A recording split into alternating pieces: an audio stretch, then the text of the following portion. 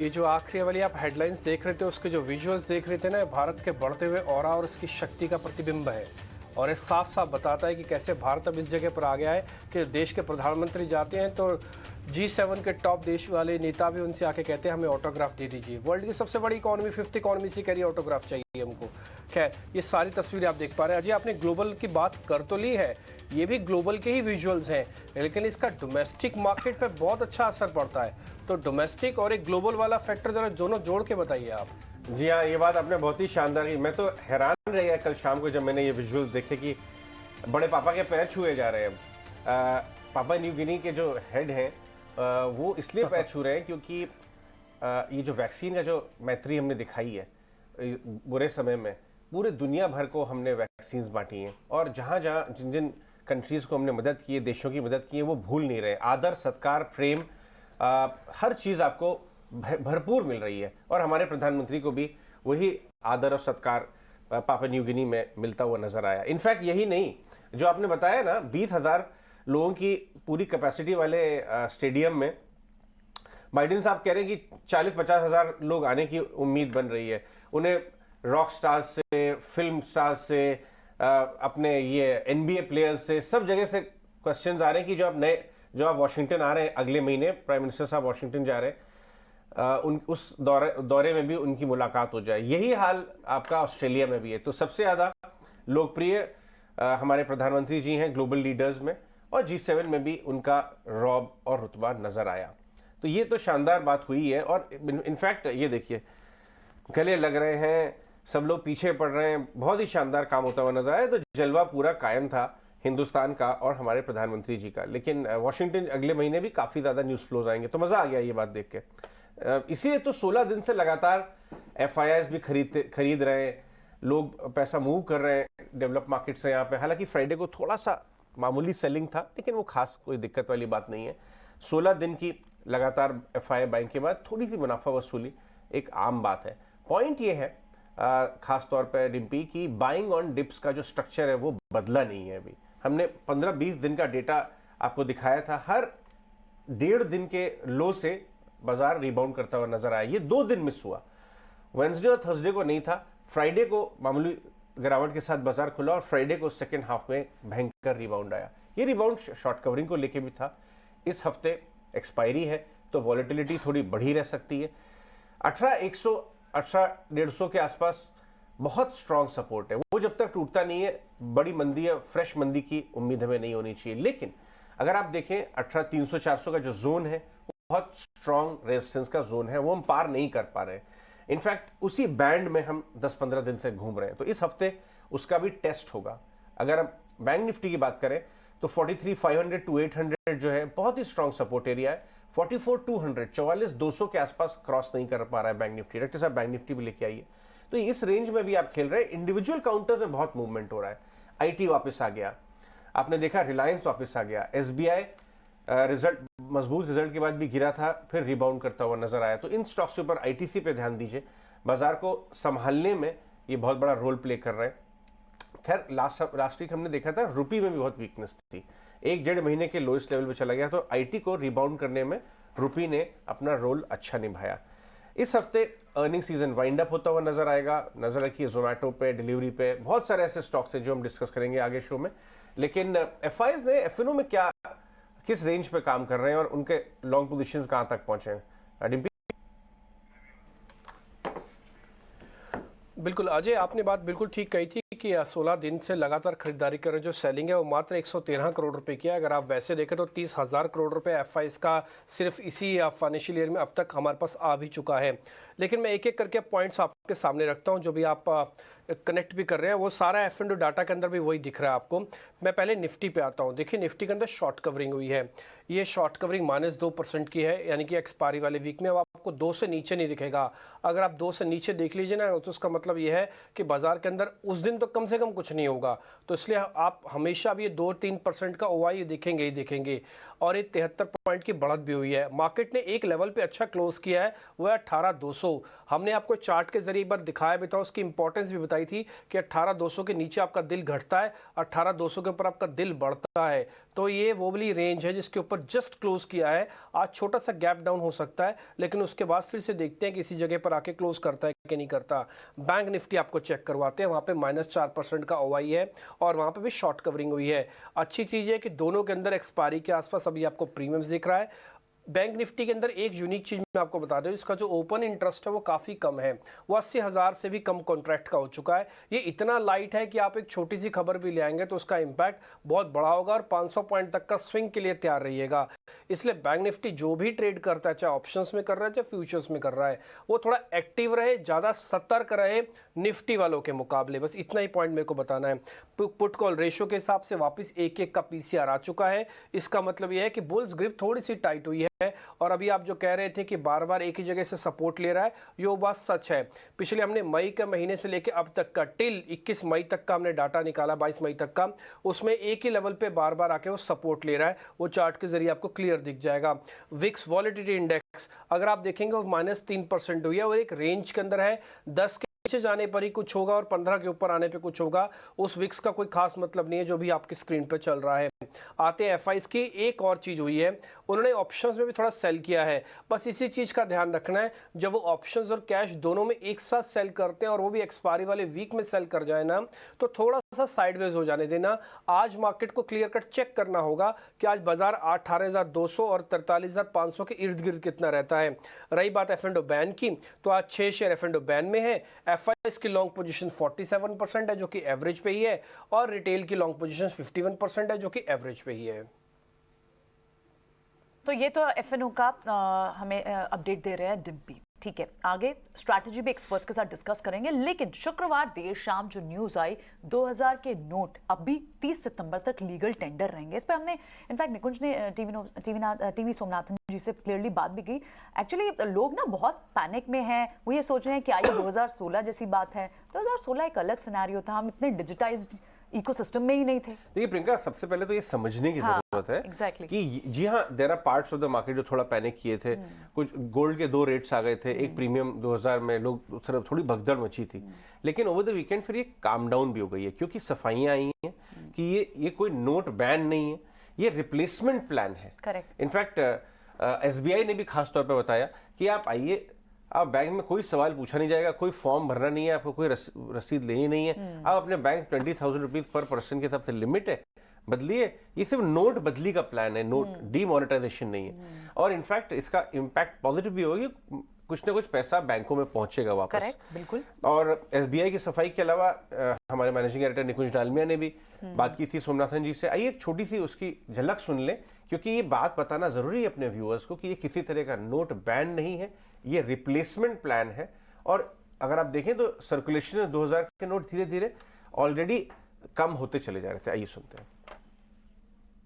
Secretary Sonathan, good morning. Thank you for taking time out. It's been a hectic last 24 hours for, I'm sure, for everybody in the administration. But everyone is curious to understand, Secretary Sonathan, that what really has prompted the government to go ahead with this move? Well, first of all, this is a move by the Reserve Bank, not by the government. And secondly, these are things which need to be done in normal times when there's normalcy in the economy. There is now normalcy in the economy. We are growing at a reasonable pace. Inflation is under control. So this is the time when necessary steps like this, where we can choose the timing, are to be taken. And this is a step which is useful because it reduces the use of these high denomination notes, which internationally are known to be prone to various problems. So these were necessary at a particular point of time, and they have had their use. We no longer need them for the functioning of the economy.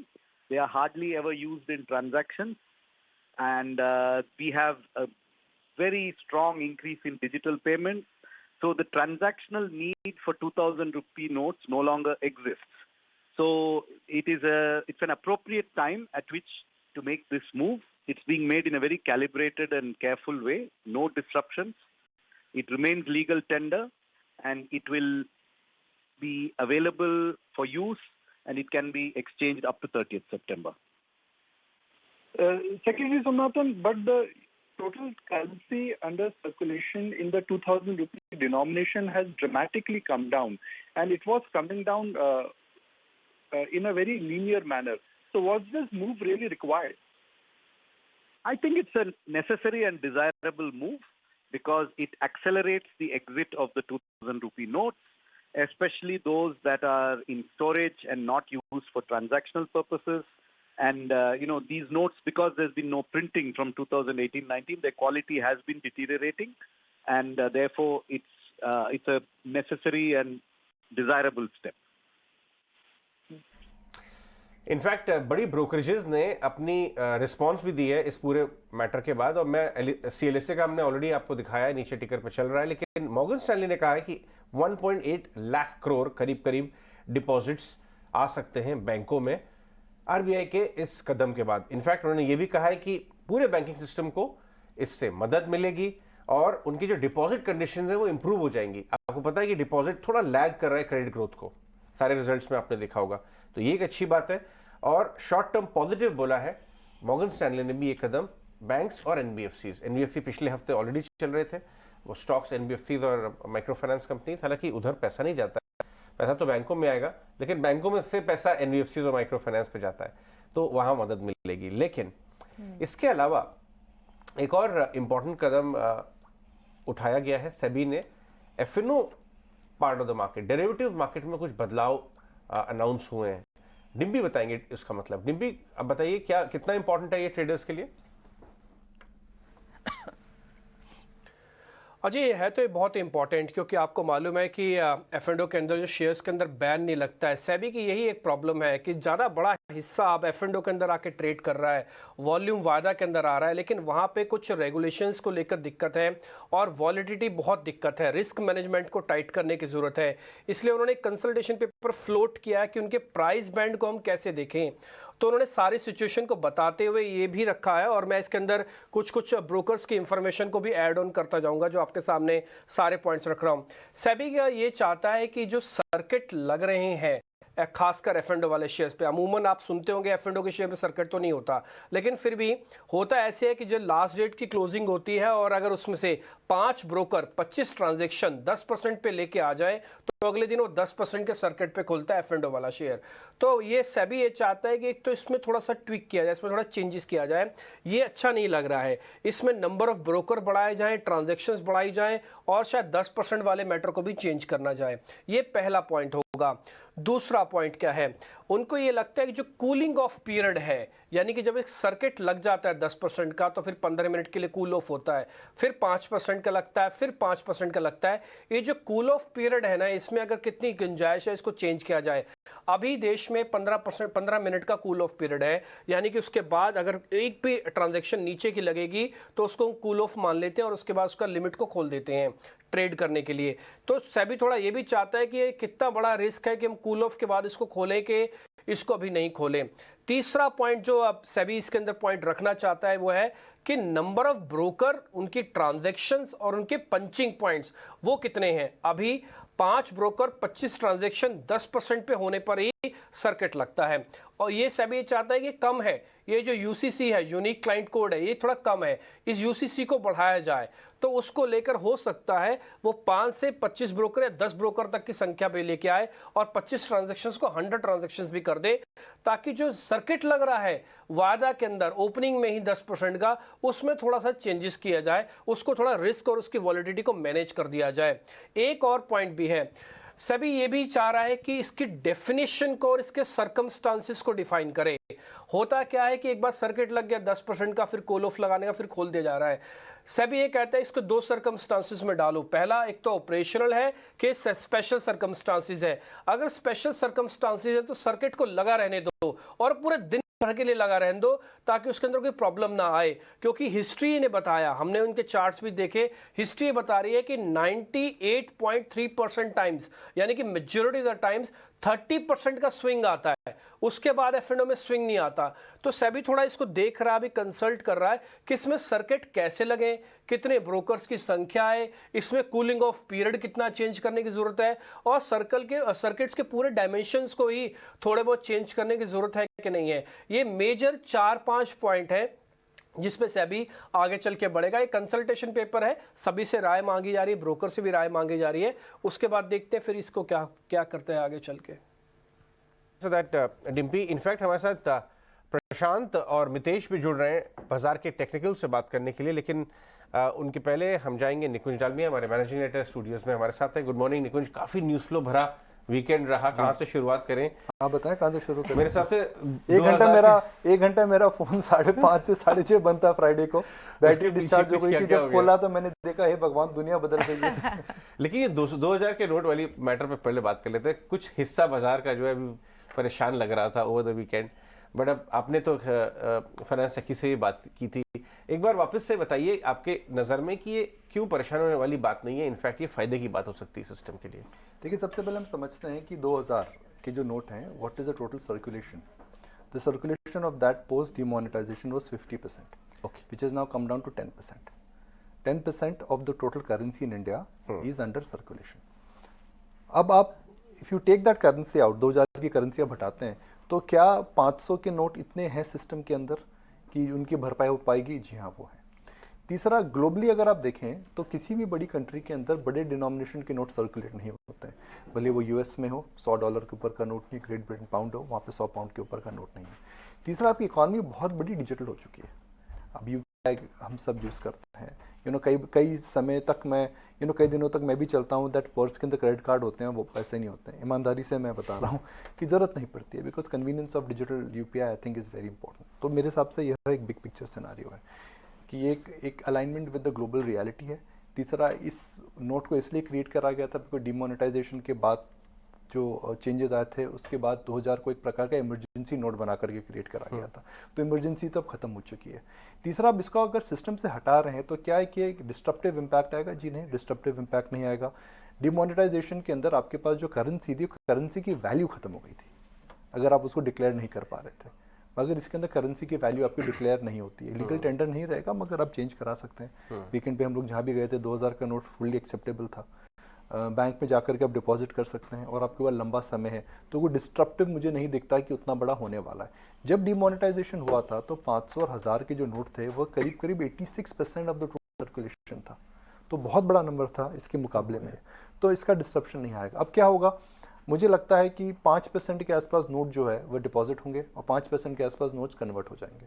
अगर आपके घर में थोड़े पैसे हैं, 25-25 हज़ार रुपया, बोलता है बेटा बैंक में जाके जमा करा दो, तो जब आप बैंक में जाके जमा कराएंगे तो मुझे लगता है इसकी वजह से थोड़ा नियर टर्म में डिपॉजिट्स जो है बैंक में उनको सहारा मिलेगा। ओके, देखो इसके अलावा बाजार की अगर हम बात करें तो 16 दिन के बाद हमने एफआईएस का थोड़ा सेल फिगर देखा, लेकिन फ्राइडे को अच्छी रिबाउंड भी देखी थी लास्ट आवर ट्रेड में। बाजार पे अभी आप कैसे देख रहे हैं लेवल्स टू वॉच? देखिए, लास्ट वीक कोई बहुत निफ्टी के लिए बहुत अच्छा नहीं था, बहुत ख़राब नहीं था, और शायद ये 10-12 दिन से ट्रेंड हम देखने को मिल रहे हैं। हम आंकड़ों की बात कर सकते हैं कि 18,100, 18,000, 18,400 के ऊपर ब्रेकआउट होगा, मगर ब्रेकआउट हो नहीं रहा है। ब्रेकआउट के लिए आपको मार्केट एक पुश चाहिए, वो पुश हमें लास्ट वीक नहीं मिला। मगर इंडिविजुअल स्टॉक्स को आप देखिए कितनी ज़बरदस्त उनके अंदर उछाल देखने को मिल रहा है। एक अडानी ग्रुप के अंदर जो संकट था, उसके अंदर भी सुप्रीम कोर्ट एक प्रकार के संकट मोचन आकर के उन्होंने भी वहाँ पर क्लीन चिट उनको दे दी है। तो इस मार्केट के अंदर कोई बहुत बड़ी अब कंसर्न नहीं है। Look at the stocks which are still making a list of which are making new highs. FNO के अंदर एक्टिविटी देखने को मिल रही है। तो इस समय मार्केट के अंदर हम देख रहे हैं कि निफ्टी के आउटसाइड भी काफ़ी प्राइस एक्शन है, काफ़ी वॉल्यूम एक्शन है। तो मुझे नहीं लगता है कि कोई चिंता का कारण हो सकता है। ग्लोबली ये वीक अगर ठीक ठाक रहा तो I will not be surprise that markets could make an attempt to go pass the previous range in this week because of expiry push. ठीक है, सो यानी 18,600 18,400 को ब्रेक करने का अटेम्प्ट कर सकता है, बिकॉज एफएनओ की एक्सपायरी है। मुझे लगता है मार्केट के अंदर अभी भी एक बाउट ऑफ शॉर्ट कवरिंग आ सकती है। मार्केट में बड़ा ही फनी माहौल इस समय है कि सब वेट कर रहे हैं कि मार्केट को शॉर्ट कब करे। अरे भैया, शॉर्ट क्यों करना है जब मार्केट का रुख ऊपर है? तो मार्केट के अंदर क्योंकि आपने तेजी मिस करी है, सब बोलते हैं हम डाउनवर्ड ट्रेंड पकड़ेंगे। वो डाउन ट्रेंड आने तो काहे को आप प्रीएम्प्ट करना चाहते हो? कुछ बहुत सारे नंबर्स भी आए और जोमेटो बहुत वॉच्ड आउट नंबर्स भी होते हैं और इसमें तो जो कमेंट्स भी आए दीपेंद्र कोल के, उन्होंने कहा कि वो एबिटा पॉजिटिव हो जाएंगे Q4 तक, एडजस्टेड एबिटा Q4 तक अगले 4 क्वार्टर्स में पॉजिटिव हो जाएंगे। आपने नंबर्स एनालाइज किए, बाजार को पसंद आएंगे नंबर्स? मैं जोमेटो को काफ़ी क्लोजली ट्रैक करता हूँ। करेक्ट। तो मेरी ये समझ है जोमेटो को लेकर के अच्छी खबर क्या है? अच्छी खबर ये है कि उन्होंने जो गाइडेंस दी थी प्रॉफिट ब्रेक इवन की, वह एक क्वार्टर पहले उन्होंने अचीव टेक्निकली अपने फूड डिलीवरी बिजनेस में कर दिया है। ब्लिंकिट को लेकर के जो चिंताएं थी वो काफ़ी कम हो रही हैं, मगर जो चिंता है वो GOV जिसे हम ग्रोथ कहते हैं, ग्रोथ के अंदर थोड़ा धीमापन देखने को मिल रहा है। क्या वो सीजनैलिटी जो 2 क्वार्टर तक थी, क्या वो तीसरे क्वार्टर में ठीक होगी? हमने देखा कि जितनी भी QSR कंपनीज थी, भले वो KFC हो, भले वो जुबिलेंट हो, सब में हम देख रहे हैं एक प्रकार का थोड़ा धीमापन देखने को मिल रहा है। इन्फ्लेशन रिलेटेड हो सकता है या फिर डाइन आउट के एक्सपीरियंस खुद से रिलेटेड हो सकता है। मगर डाइन आउट से रिलेटेड अगर होता तो QSR सर्विस में बहुत अच्छी हमें तेज़ी देखने को मिलती, तो वहाँ भी नहीं देखने को मिल रही है। तो वो एक कंसर्न ज़रूर है कि क्या बिजनेस स्लो डाउन हो रहा है। जोमेटो एक हाई ग्रोथ कंपनी है, अगर वो थोड़ी स्लो डाउन होती है तो चिंता का विषय रहेगा, मगर प्रॉफिट पे फोकस है इनका। जोमेटो गोल्ड ठीक चल रहा है, इनका जो ब्लिंकिट एक्विजिशन है वो ठीक चल रहा है। तो FY24 for Zomato will be very different than FY23 in terms of business profit. two new businesses, especially Blinkit and the dining out business and Zomato Legends, वो मिलाकर के काफ़ी डिफरेंट साल हो सकता है। ओके, काफ़ी डिफरेंट ईयर हो सकता है। शुक्रिया आपने गुंजा अपनी एनालिसिस देने के लिए। तो जोमेटो को ज़रूर वॉच करेंगे कि आज नंबर्स के बाद कैसा रिएक्शन आता है। कुछ और इंपॉर्टेंट कमेंट्स भी और नंबर्स आए आयशर मोटर के, JSW स्टील के, इन सबको भी हमारे एक्सपर्ट्स के साथ डिस्कस करते हैं। स्ट्रैटेजी बताने के लिए पैनल पर हमारे साथ मितेश पंचाल हैं और प्रशांत सावंत हैं। Good morning to both of you. Prashant, let's start with you. आप कैसे देख रहे हैं? क्या लॉन्ग के ट्रेड लेंगे यहाँ से? क्योंकि आप FIs का भी आप देखें तो लॉन्ग शॉर्ट रेशो 50-50 है। भले थोड़ी सी सेलिंग रही हो कैश में, लेकिन आप इंडेक्स फ्यूचर्स को देखें वहाँ प्लस रहा है। कैसे आपकी स्ट्रैटेजी होगी आज इंडेक्स पे? जी Priyanka, Ajay, Dimpy, good morning to the panel and सभी दर्शकों को नमस्कार। तो स्टॉक्स पे मैं stock specific definitely long strategies ढूंढ रहा हूँ, बट पहले इंडेक्स पे बात करूंगा और इंडेक्स पे एक राय दूंगा। तो अगर हम मई के निफ्टी फ्यूचर्स को देखें, हम 18,230 18,230 लेवल पे शुक्रवार को क्लोज हुए थे। यहाँ पे जो ऊपरी रेजिस्टेंस है सबसे अहम, वो होगा 18,335 18,335। मुझे लग रहा है इसके ऊपर अगर हम एक दिन भी क्लोज हो जाए, जो मुझे लग रहा है शायद कल होंगे, आज नहीं, कल दोपहर से मैं एक अच्छा शॉर्ट कवरिंग एक्सपेक्ट कर रहा हूँ। तो अगर ये हो जाए तो मुझे लग रहा है हम डेफिनेटली 18,450-500 के लेवल एक्सपायरी में देख सकते हैं। बट उसी के साथ में डाउन साइड लेवल्स में जो सपोर्ट की बात हमेशा पहले करता हूँ, तो कोई भी पैनिक आए, कोई भी सेलिंग आए, जो लेवल होल्ड करना चाहिए पोजिशनली, और मई के फ्यूचर्स में वो होगा 17,940 7940। मुझे लग रहा है ये सबसे अहम है, जो कि शुक्रवार के लो से हार्डली 150 पॉइंट नीचे। तो वहां पे एक सबसे ज्यादा ध्यान positionally from a trend change perspective मेरा होगा, किसी भी वजह से अगर वीकनेस आए तो। और जैसे मैंने निफ्टी में कहा, ऊपरी लेवल पे 18,335 के ऊपर क्लोज होने पे मैं डेफिनेटली लॉन्ग जाऊंगा। मेरा स्टॉप लॉस होगा 18,200 और मैं टारगेट्स के लिए होल्ड करूंगा 18,550-600 के आसपास। तो रिस्क रिवॉर्ड ऑलमोस्ट 1:2 है। और मैं कोशिश करूंगा कि मेरे जो इंडेक्स में ट्रेड हो वो इंट्राडे रहे, ओवरनाइट में कैरी नहीं करूंगा, क्योंकि रिस्क रिवॉर्ड हार्डली 1:2 है। इसी के सामने मैं जब बैंक निफ्टी देखता हूँ तो मुझे एक स्टॉक डेफिनेटली इसमें जो पसंद आ रहा है वो होगा एक्सिस बैंक। तो यहाँ पे जो डाउन साइड सपोर्ट्स होंगे वो सबसे अहम होंगे 43,500, जहाँ पे बिल्कुल पिन पॉइंट हम शुक्रवार को वहां से घूमे थे, ये सबसे अहम होगा। और ऊपरी लेवल पे जो रेजिस्टेंस है वो होगा, हम ऑलमोस्ट राउंड नंबर मान के चलेंगे 44,200 के फ्यूचर्स में। 44,200 के ऊपर क्लोज हो तो यहाँ पे शायद बड़ी रैली आ सकती है एज कम्पेयर टू निफ्टी, और यहाँ पे शायद हम एक्सपायरी में ऑलमोस्ट 45,000 के नजदीक जा सकते हैं। बट उसके लिए जरूरी होगा हम 44,200 के ऊपर फ्यूचर्स में क्लोज हो जाए, नेक्स्ट डे वहां पे फॉलो थ्रू मिले। तो अगर आप दोनों इंडाइसेस में मुझे पूछेंगे कि चॉइस क्या है, तो डेफिनेटली मैं ये रूल सेटिस्फाई होने पे बैंक निफ्टी में लॉन्ग जाना प्रेफर करूंगा। और निफ्टी को अगर चलना है तो रिलायंस को यहाँ से पिकअप होना अगले 2 दिनों में बहुत जरूरी होगा। इसीलिए मैंने भी रिलायंस इंडस्ट्रीज को अपने स्टॉक्स टू वॉच में माना था, क्योंकि अगर आप देखिए तो 2430-40 का लो बना के रिबाउंड किया है, और इधर भी नियर टर्म हाई था 2510, तो वहां से रिबाउंड किया, अगर उस डायरेक्शन में जाता है 50-60 रुपए यहां से गेन करता है इस हफ्ते, तो बाजार को खींच के जाएगा। मितेश भी है हमारे साथ। Mitesh, good morning. मितेश, आपके सिस्टम्स और मेथड्स क्या बता रहे हैं निफ्टी बैंक निफ्टी पे अभी? Good morning Ajay ji, good morning Priyanka ji, panelist good morning. Basically ये बहुत रेयर पैटर्न है सिस्टम और मेथड के ऊपर कि अगर आप 7 या 8 वीक ले लें तो एवरी टाइम निफ्टी का जो वीकली हाई है वो हाई टॉप में कन्वर्ट हुआ है। जनरली ऐसी रेंज बहुत रेयर देखने के लिए मिलती है। So we are of the view कि जो निकुंज जी ने भी अपनी ओपनिंग रिमार्क्स में कहा वही है कि बहुत ही जल्द हम शायद ऑल टाइम हाई देख सकेंगे। Because this is a expiry week तो शायद म्यूटेड परफॉर्मेंस रहेगा, लेकिन we are of the view कि गोइंग फॉरवर्ड एक बहुत ही स्ट्रॉन्ग जो रैली है वो निफ्टी में हमको देखने के लिए मिलेगी। अब बात करते हैं बैंक निफ्टी के लिए, तो बैंक निफ्टी में भी अगर आप देखें तो बहुत ही क्रूशियल जो उसका साइकोलॉजिकल एक रेजिस्टेंस है 44,000 का, उसके नज़दीक ट्रेड कर रही है बैंक निफ्टी। तो हमारे हिसाब से जैसे ही ये 44,000 on a closing basis weekly basis के ऊपर क्रॉस होता है, हमारे हिसाब से एक बहुत ही बड़ी रैली बैंक निफ्टी में भी देखने के लिए मिलेगी।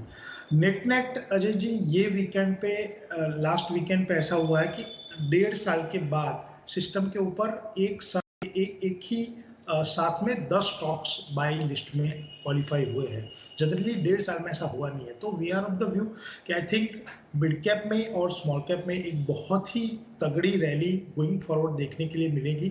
तो हमारा रुझान अभी मिड कैप और स्मॉल कैप स्टॉक्स के ऊपर ज़्यादा है जो सिस्टम हमें रिकमेंड कर रही है, लेकिन net definitely broader indices positive ही रहेगी। उसमें बाय ऑन डिप्स की स्ट्रेटजी एडॉप्ट करनी चाहिए।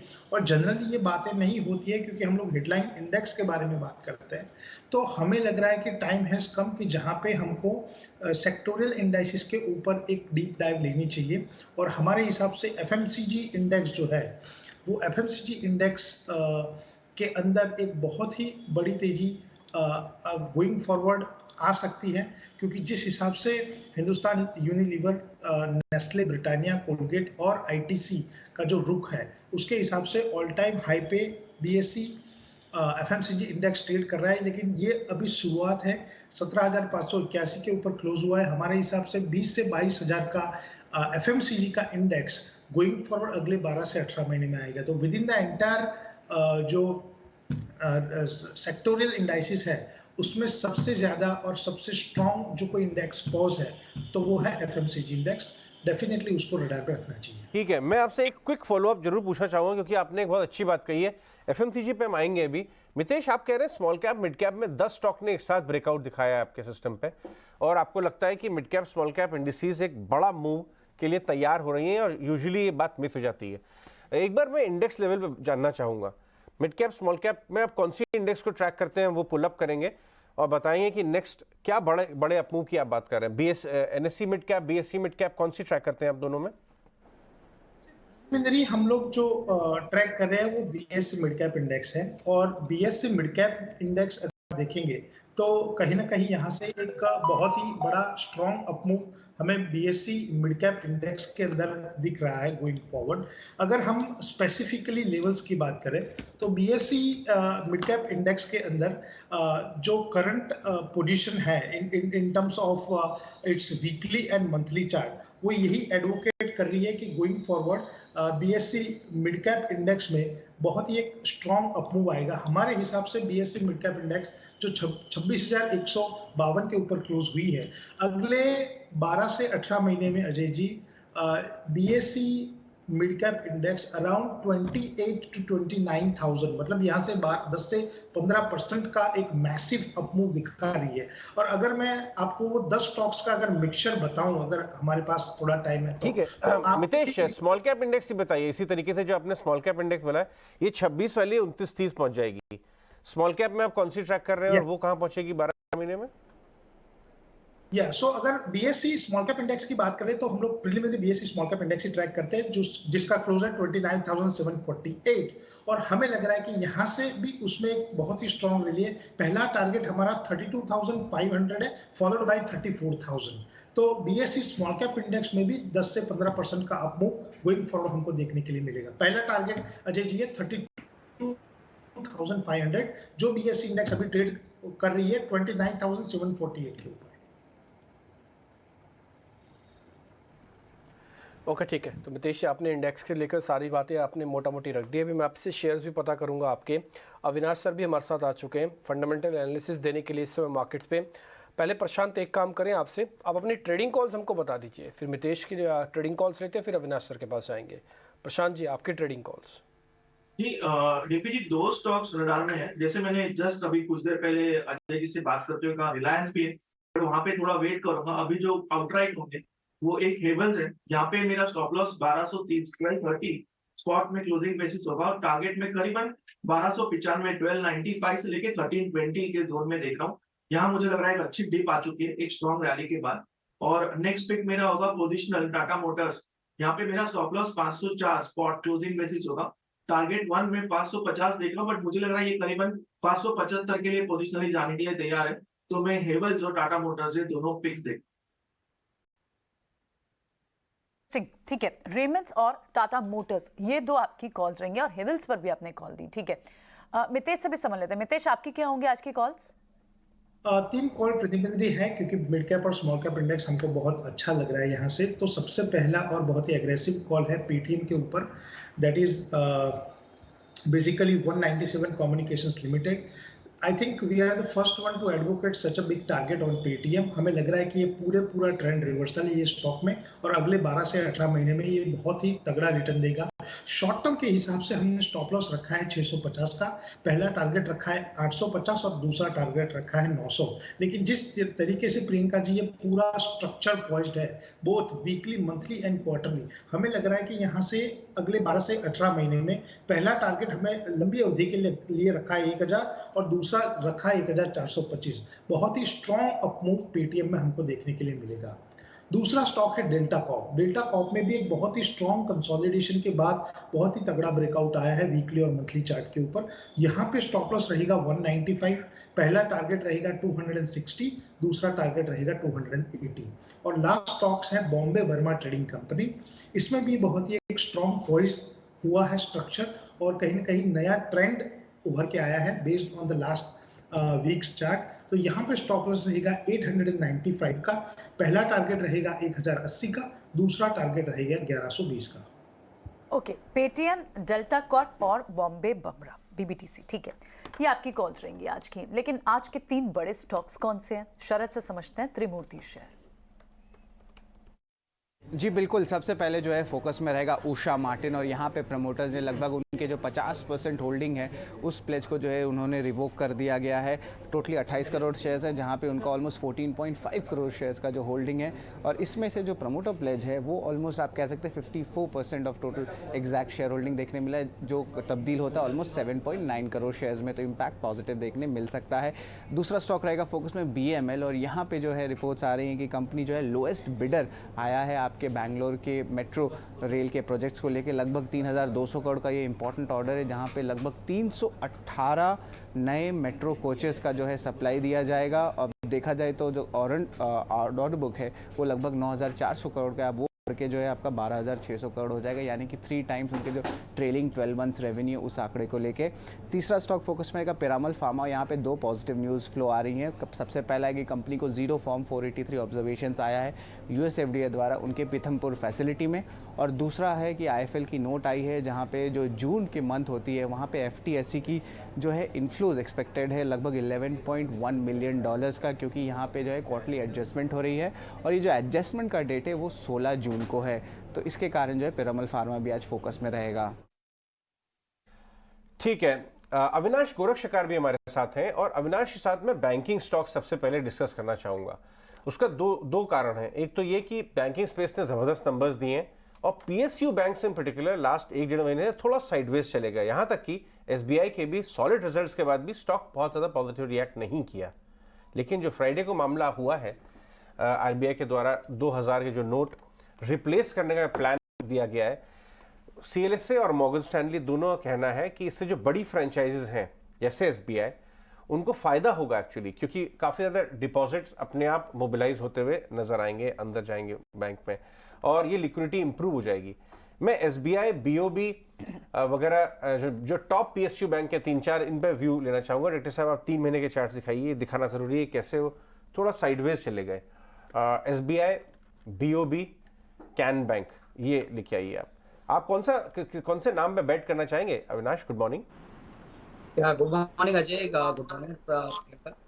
देखिए, मुझे लग रहा है कि ये जो 2000 रुपया का नोटबंदी हुआ है, मेरे ख्याल से सितंबर 23 में इनकी लीगैलिटी नहीं रहेगी।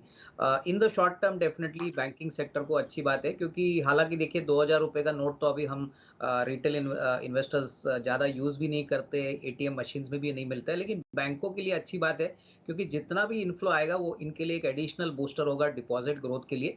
और उस पॉइंट ऑफ व्यू से मैं समझता हूँ कि एसबीआई काफ़ी वेल पोजिशनड है, क्योंकि जोग्राफिकल रीच इनका बड़ा है, तो ऑब्वियसली डिपॉजिट का जो शेयर है ऐसे 2000 रुपये का नोट का, तो उनको डेफिनेटली काफ़ी सिग्निफिकेंट फायदा होना चाहिए। ऑलरेडी हमने देखा है कि डिपॉजिट ग्रोथ बहुत स्ट्रांग है, लेकिन ये जो एडिशनल बूस्टर रहेगा ये शायद आपको फर्स्ट हाफ तक सस्टेन लगने की कोशिश रहेगी। मेरे ख्याल से SBI even at the current level Ajay काफ़ी स्ट्रांग लग रहा है। I think asset quality, loan book growth और जो कोर इनका बैंकिंग बिजनेस है वो बहुत बढ़िया है। मेरे ख्याल से 650 पौने 700 का एक नियर टर्म का टारगेट बन सकता है। बट मैं ये भी कहना चाहूँगा कि 2000 रुपये के नोट आने के बाद कंजम्पशन भी बढ़ेगा। इनफैक्ट जो कंज्यूमर ड्यूरेबल थीम्स है, कंजम्पशन थीम्स है, मैं समझता हूँ कि ऐसे स्टॉक्स में भी हो सकता है कि जिनके पास 2000 रुपये का नोट है वो वहाँ पे स्पेंड करे, तो इकोनॉमी में भी डेफिनेटली स्पेंडिंग का थोड़ा बहुत असर पॉजिटिवली प्ले आउट होगा।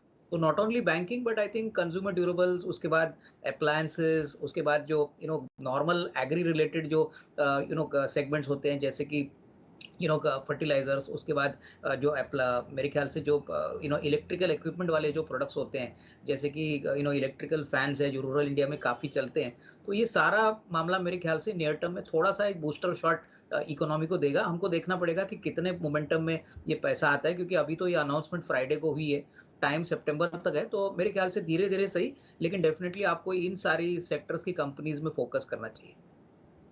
ये तो हो गई एसबीआई के ऊपर लिक्विडिटी इंप्रूव होने का कॉल, लेकिन अब रिजल्ट के बारे में बात करते हैं। मिंडा कॉर्प के स्टॉक को लेके आइए डाक्टर साहब। मिंडा कॉर्प के रिजल्ट्स अगर हम देखें तो करीब 60% प्रॉफिट बढ़ गया है, 121-22 करोड़ के आसपास। 3 महीने में 50% बढ़ा है स्टॉक, और इसमें अब अच्छे रिजल्ट्स आना शुरू हो गए।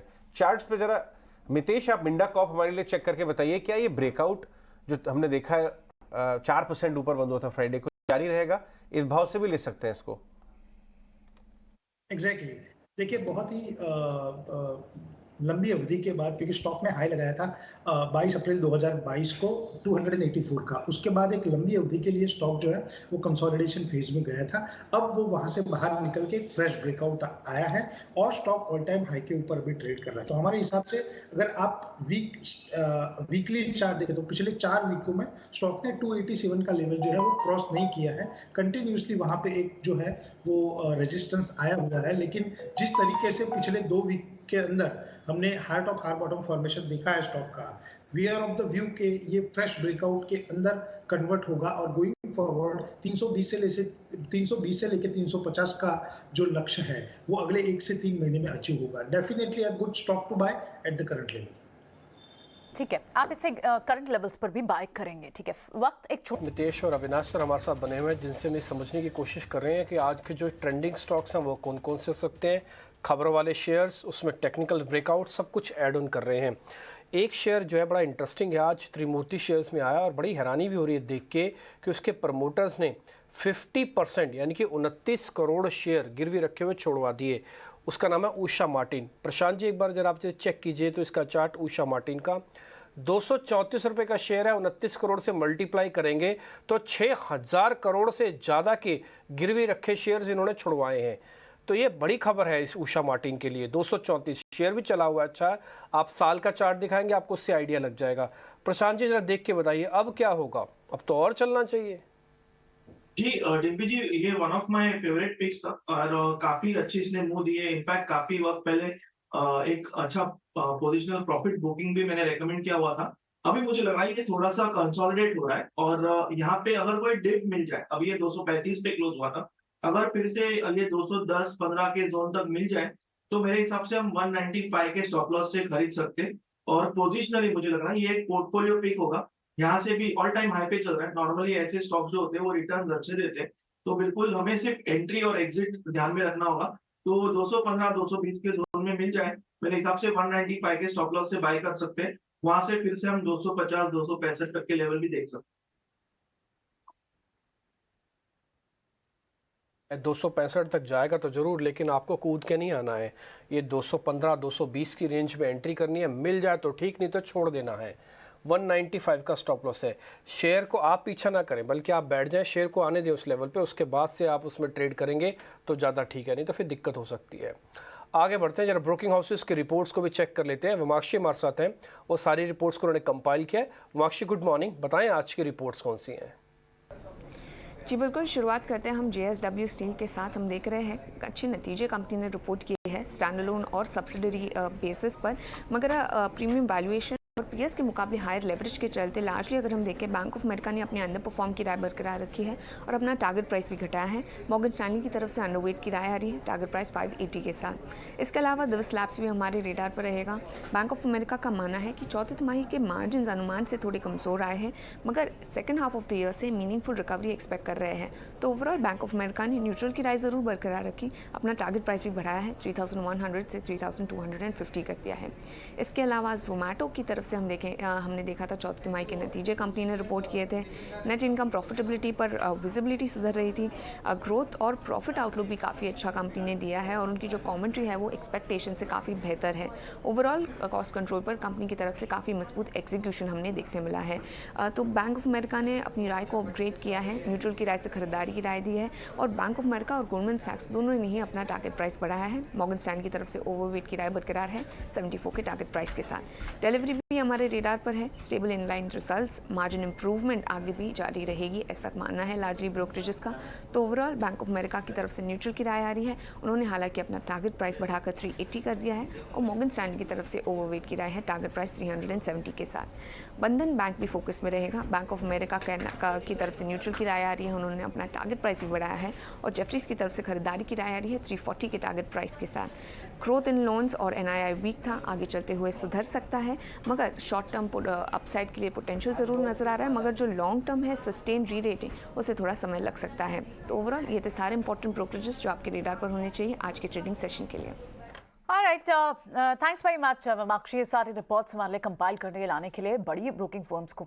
तो जोमेटो पर तो आप देख ही रहे हैं, बोफा, गोल्डमैन सैक्स बाय है, मॉर्गन स्टैनली ओवरवेट है, इस स्टॉक को वॉच करेंगे। लेकिन एक और नंबर आया, सेट ऑफ नंबर्स, और वो पिछले कई दिनों से लगाट है, वो है डिवीज लैब का स्टॉक। आप टॉप लूजर्स में देखें तो पिछले कितने काउंटर्स है, और ये तब से जब से डॉक्टर रेड्डीज के नंबर आए, अब जो डिवीज के भी नंबर्स आए तो वो बाजार को वैसे ही कमजोर नंबर्स की उम्मीद थी और उसी एक्सपेक्टेशन पर आए। इनफैक्ट जो ब्रोकिंग हाउस की रिपोर्ट भी हमें विमाक्षी बता रही है, बोफा का भी कहना है कि एक मीनिंगफुल रिकवरी H2 में पॉसिबल है। अविनाश, आप डिवीज के नंबर को देख पाए, इस रिपोर्ट पे को एनालाइज करें, पिछले कितने क्वार्टर से डिसअपॉइंट कर रहा है डिवीज लैब, आधा हो गया ऑलमोस्ट अपने उन लेवल से। क्या व्यू बनाना चाहिए डिवीज पर अभी? नहीं, मुझे लग रहा है कि देखिए नंबर्स जो खराब आ गए हैं वो मार्केट के अनुमान के हिसाब से ही है। आई थिंक एक्सपेक्टेशन भी काफ़ी कम थी, पिछले 2 क्वार्टर से ही मैनेजमेंट कमेंट्री भी काफ़ी वीक थी और ओवरऑल जो इनका प्राइसिंग प्रेशर था मेरे ख्याल से वो प्ले आउट हो चुका है। मेरे ख्याल से देखिए current year that is FY24 में मुझे लग रहा है कि होपफुली सेकंड हाफ से रिकवरी होना पॉसिबल लग रहा है, क्योंकि प्राइस में तो ऑलरेडी काफ़ी ऊपर लेवल से गिरावट आ चुकी है और बिजनेस अभी ग्रेजुअली पिकअप हो रहा है। स्पेशली अगर हम API बिजनेस देखें, उनका क्रैम बिजनेस देखें, तो मुझे लग रहा है कि कहीं ना कहीं देखिए कंपनी के पास अभी भी काफ़ी टेलविंड्स है जो possibly second half of FY24 में प्ले आउट होंगे। हालांकि देखिए ये कहना मुश्किल है कि कभी ट्रिगर आएगा, but at least one good part is कि इनके पास काफ़ी अच्छी बैलेंस शीट है, कंप्लीटली डेट फ्री बिजनेस है और मार्केट लीडर है क्रैम स्पेस में। तो कहीं ना कहीं इस लेवल पे अगर किसी को कॉन्ट्रा बाय भी करना है तो मेरे ख्याल से थोड़ा सा एक पोजीशंस आप बना सकते हो, हालांकि क्योंकि ये मार्केट लीडर है और बाउंस बैक भी जब आएगा तभी काफ़ी तेजी से आएगा। तो आई think more or less most of the negatives are factored into the price और ये नंबर्स मुझे नहीं लग रहा है कोई और भारी गिरावट होगी। इनफैक्ट मार्केट्स में फ्यूचर को देखते हुए मुझे लग रहा है अच्छा रिस्क रिवॉर्ड बन सकता है। तो आप कह रहे हैं कि ऑलमोस्ट बाजार ने इसे प्राइस इन कर लिया है। एक बार डिवीज के चार्ट भी आगे फर्दर चेक करते हैं, प्रशांत के साथ डिस्कस करते हैं, लेकिन इस बीच हमारे साथ स्टूडियो में कुणाल बूथरा है, वो आज क्या स्ट्रैटेजी बना रहे हैं ये समझते हैं। कुणाल, मॉर्निंग। अभी हम थोड़ी देर पहले डिस्कस करते हैं इंडेक्स शायद अटेम्प्ट कर सकता है 18,400 के आसपास। आज आप बड़े स्टॉक्स या इंडेक्स कौन से सेक्टर्स पर बेट कर रहे हैं? बैंक्स क्या हो सकते हैं आपके रडार पे आज? तो बैंक्स पे फोकस ज़्यादा रहेगा आज के दिन, बट मेरा ऐसा मानना है कि प्रियंका ये जो एक्सपायरी है, जो थर्सडे की एक्सपायरी, मंथली एक्सपायरी है, वो एकदम फ्लैटिश रेंज में होनी चाहिए, बिकॉज काफ़ी सारे large cap stocks, HDFC bank से लेकर रिलायंस तक जितने भी लार्ज कैप मेजर स्टॉक्स हैं, डाबर, HUL, वो उनकी options data at the money options indicate कर रही है कि 1% के बैंड में प्रीमियम कॉम्बो प्रीमियम पे बहुत हैवी राइटिंग हुई है काफ़ी सारे लार्ज कैप स्टॉक्स में। तो ये इंडिकेट कर रहा है कि लार्ज कैप स्टॉक्स शायद 1% या 1.5% के बैंड में मूव करेंगे। और अगर हम सेम इंडेक्स पर अगर ट्रैक करेंगे तो ये भी इंडिकेट हो रहा है कि 180 to 200 पॉइंट्स का नेट कॉम्बो प्रीमियम रह सकता है इंडेक्स में। तो दोनों ही अंदाज से मुझे ऐसा लग रहा है कि 18,050 और 18,400 ये ब्रॉड रेंज रहेगी। अगर हम 18,400 पे आ जाएंगे, अगर आज आ जाते हैं तो मेरा अनुमान से शायद सेलिंग हो सकती है वहाँ से, और अगर हम 18,050 के आसपास आ जाते तो वहाँ पे बाइंग हो सकती है। तो फ्लैटिश रह सकता है I think till the Thursday monthly expiry. कुछ और ट्रेडिंग आइडियाज़ के बारे में बात करते हैं। आपने बताइए कौन से ट्रेडिंग आइडियाज़ आप लेके आए हैं आज हमारे व्यूअर्स के लिए? तो मैं 2 बाय कॉल सजेस्ट करूंगा बैंकिंग स्टॉक्स पे से। पहला PSU बैंक्स में से रहेगा बैंक ऑफ बड़ौदा, जो कि एक बुलिश हैमर पैटर्न बनाया है डेली चार्ट्स पे। बहुत ही अच्छा ब्रेकआउट ये दे सकता है स्टॉक आने वाले कुछ एक दिनों में। तो 190 का टारगेट रख सकते हैं यहाँ पे, स्टॉप लॉस 176.5 का। और ICICI बैंक सेकंड स्टॉक रहेगा जिसपे काफ़ी दारोमदार है। लास्ट 1 वीक 10 डे से भी हमने देखा है कि काफ़ी ज़्यादा आउट परफॉर्म किया है other large cap private sector bank के लिहाज से। तो ICICI बैंक पे भी बुलिश कॉल रहेगी, 980 का target, stop loss 920। Okay, banks के ऊपर आप पॉजिटिव है। कुणाल बाबा शुक्रिया। कुछ और ट्रेडिंग आइडियाज़ के बारे में बात करते हैं। JSW स्टील के नंबर अच्छे आए, मेटल्स में ओवरऑल एक करेक्टिव फेज सा देखा। JSW इन पर्टिकुलर अगर हम ट्रेड की बारे में बात करें, आपने नंबर्स कैसे देखे अविनाश? और क्या मेटल काउंटर्स में सेलेक्ट काउंटर्स पे काम करने का टाइम आ गया है JSW जैसे?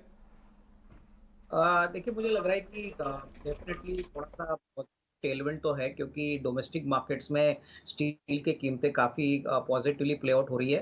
प्लस यहाँ पे डिमांड कंडीशंस काफ़ी अच्छी है। लेकिन मुझे लग रहा है कि देखिए, अगर पूरी रिकवरी हमको देखनी है तो मुझे लग रहा है कि कहीं ना कहीं सितंबर, जुलाई सितंबर के बाद ही आपको एक अच्छी तेजी मेटल कंपनीज में देखने को मिलेगी। अभी भी जो बड़ा ट्रिगर है, चाइना का जो पार्टिसिपेशन है ग्लोबल मेटल मार्केट में, बहुत ही हल्का है। तो कहीं ना कहीं मुझे लग रहा है कि देखिए, मेटल कंपनीज में और एक क्वार्टर शायद आपको इंतजार करना पड़े, और सेकंड क्वार्टर से हो सकता है कि अच्छी रिकवरी और तेजी आपको देखने को मिले। होपफुली ग्लोबल मार्केट में थोड़ा सा एक अपटिक आता है ग्लोबल मेटल प्राइसेस में, जैसे हमने एल्यूमिनियम में देखा है। तो कहीं ना कहीं उसके बाद ही आपको अच्छी तेजी देखने को मिलेगी। बट करंटली शॉर्ट टर्म के लिए मुझे नहीं लग रहा है कोई बड़ा ट्रिगर एटलीस्ट मेटल स्टॉक्स में प्रेजेंट है। क्या पिरामल फार्मा के चार्ट्स को लेके आइए प्रशांत। पिरामल फार्मा 60-61 के आसपास बॉटम होता हुआ नजर आ रहा है। आज त्रिमूर्ति में कुछ पॉजिटिव न्यूज भी है, भाव अभी 73 का है। क्या इसका बॉटम बन गया है? इतना टूटा हुआ टॉप से, क्या इसमें एक रिस्क रिवॉर्ड पॉजिटिव बन सकता है या आप अवॉइड करेंगे पिरामिड फार्मा को इस लेवल्स पे? जी अजय जी, मुझे लग रहा है अवॉइड तो नहीं करना चाहिए, अभी करीबन 73 पे है। बट बिल्कुल जो आपने कहा कि बेस फॉर्मेशन के इंडिकेशंस नजर आ रहे हैं, तो आप यहाँ पे बिल्कुल बाय कर सकते हो। और 65 क्लोजिंग बेसिस आपका स्टॉप लॉस होना चाहिए 65 का। यहाँ से मुझे लग रहा है ये पिकअप हो तो करीबन 88-90 तक के लेवल दिख सकते हैं।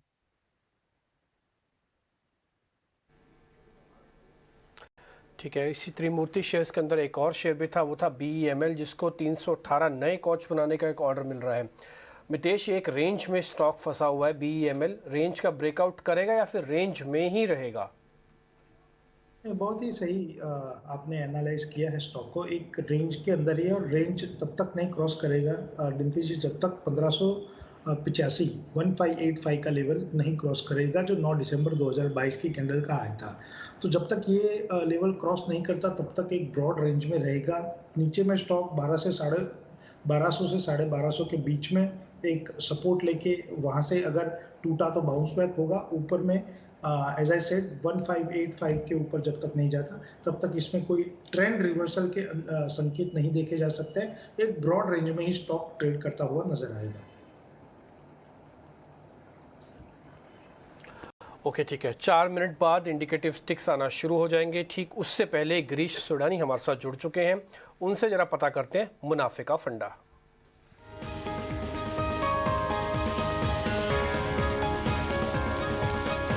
गिरीश जी नमस्कार, बताइए सर आज आपने कौन से शेयर चुने हैं और किस वजह से चुने हैं और टारगेट भी बता दीजिए। जो मैंने चूज करे हैं उसमें पहला जो शेयर है वो SBI है, state bank of India. Banking sector में ऑलरेडी और PSU बैंकिंग सेक्टर में ऑलरेडी फोकस में है। जो इनके नए नंबर्स आए हैं, क्वार्टर नंबर्स, वो काफी अच्छे थे। NPA भी काफी रिड्यूस करा, 2.78% का NPA quarter on quarter basis पे। अपार्ट फ्रॉम दैट दिसंबर क्वार्टर से भी देखें तो 3.14% का NPA रिड्यूस हुआ है। स्टैंडर्ड प्रॉफिट, अगर नेट प्रॉफिट में बात करें तो नेट प्रॉफिट भी काफी अच्छा गेन करा है इन्होंने।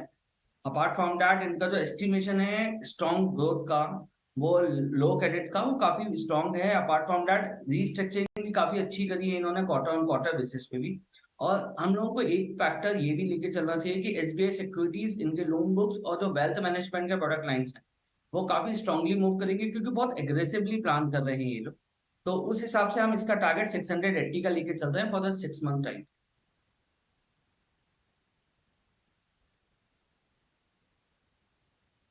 सा शेयर है सर आपका?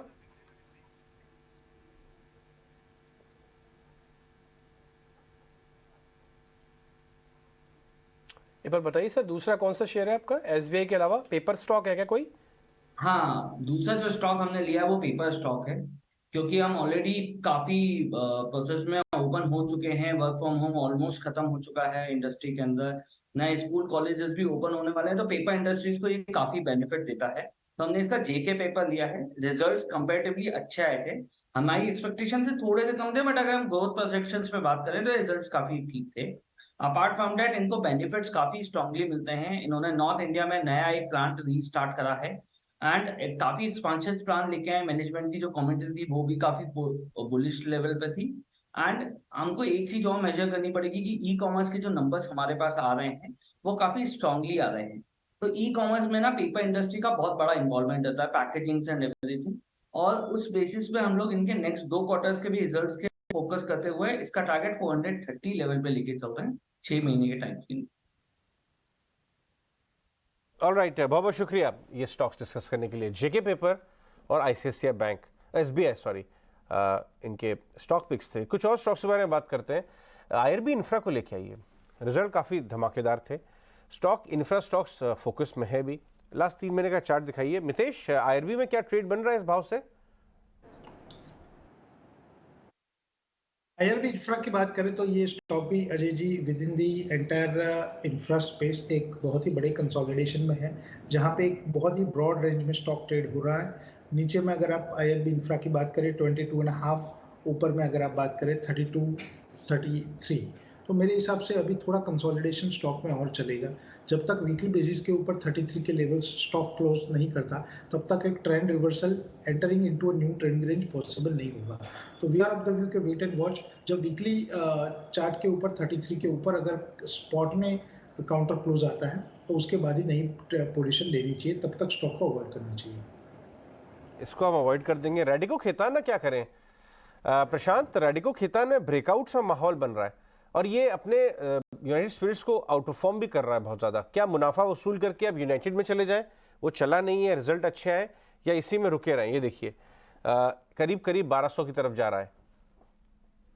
जी अजय जी, यहाँ पे मुझे लग रहा है कि अगर मैं चार्ट स्पेसिफिक बात करूं तो पहली बात तो वॉल्यूम बैक मूव आई है।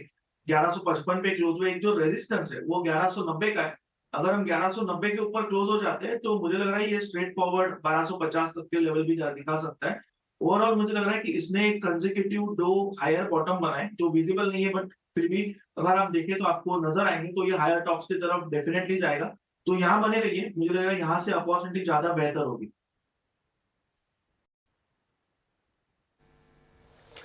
ठीक है, इस बीच एक और शेयर भी है आयशर मोटर। एक बार इस पे भी जरा रिकमेंडेशन दीजिए मितेश जी। ये नई ई व्हीकल्स को लॉन्च कर रहा है, ई व्हीकल्स को, EV। हमने कुछ दिन पहले एक खबर भी ब्रेक करके बताई थी, हमारे सहयोगी हैं सुमित, वो बता रहे थे इसके रिगार्डिंग आयशर मोटर्स के EV के बारे में। Sir, Eicher motor is undoubtedly a beginning of a new trend. बहुत ही स्ट्रॉन्ग स्ट्रॉन्ग बाउंस बैक के बाद एक नई ट्रेडिंग रेंज के अंदर स्टॉक एंटर हुआ है और ये स्टॉक जिस तरीके से हमने एग्रेसिव टारगेट टाटा मोटर्स के दिए थे और जिस तरीके से सिस्टम और मेथड के बेस के ऊपर हमको लग रहा है कि टाटा मोटर के ऊपर एक बहुत ही बड़ा ट्रेंड रिवर्सल है, उसी हिसाब से ये वीकेंड में जो शो की शुरुआत में मैं जो डिस्कस कर रहा था अजय जी के साथ कि 10 स्टॉक्स 1.5 साल के बाद क्वालिफाई हुए हैं, उसमें से एक स्टॉक है आयशर मोटर।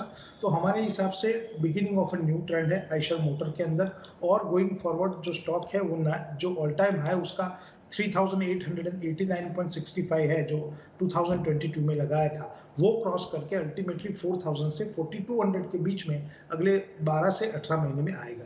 तो हमारे हिसाब से strong bye at the current level with a view of 4,000 to 4,200 with in the next 12 to 18 months।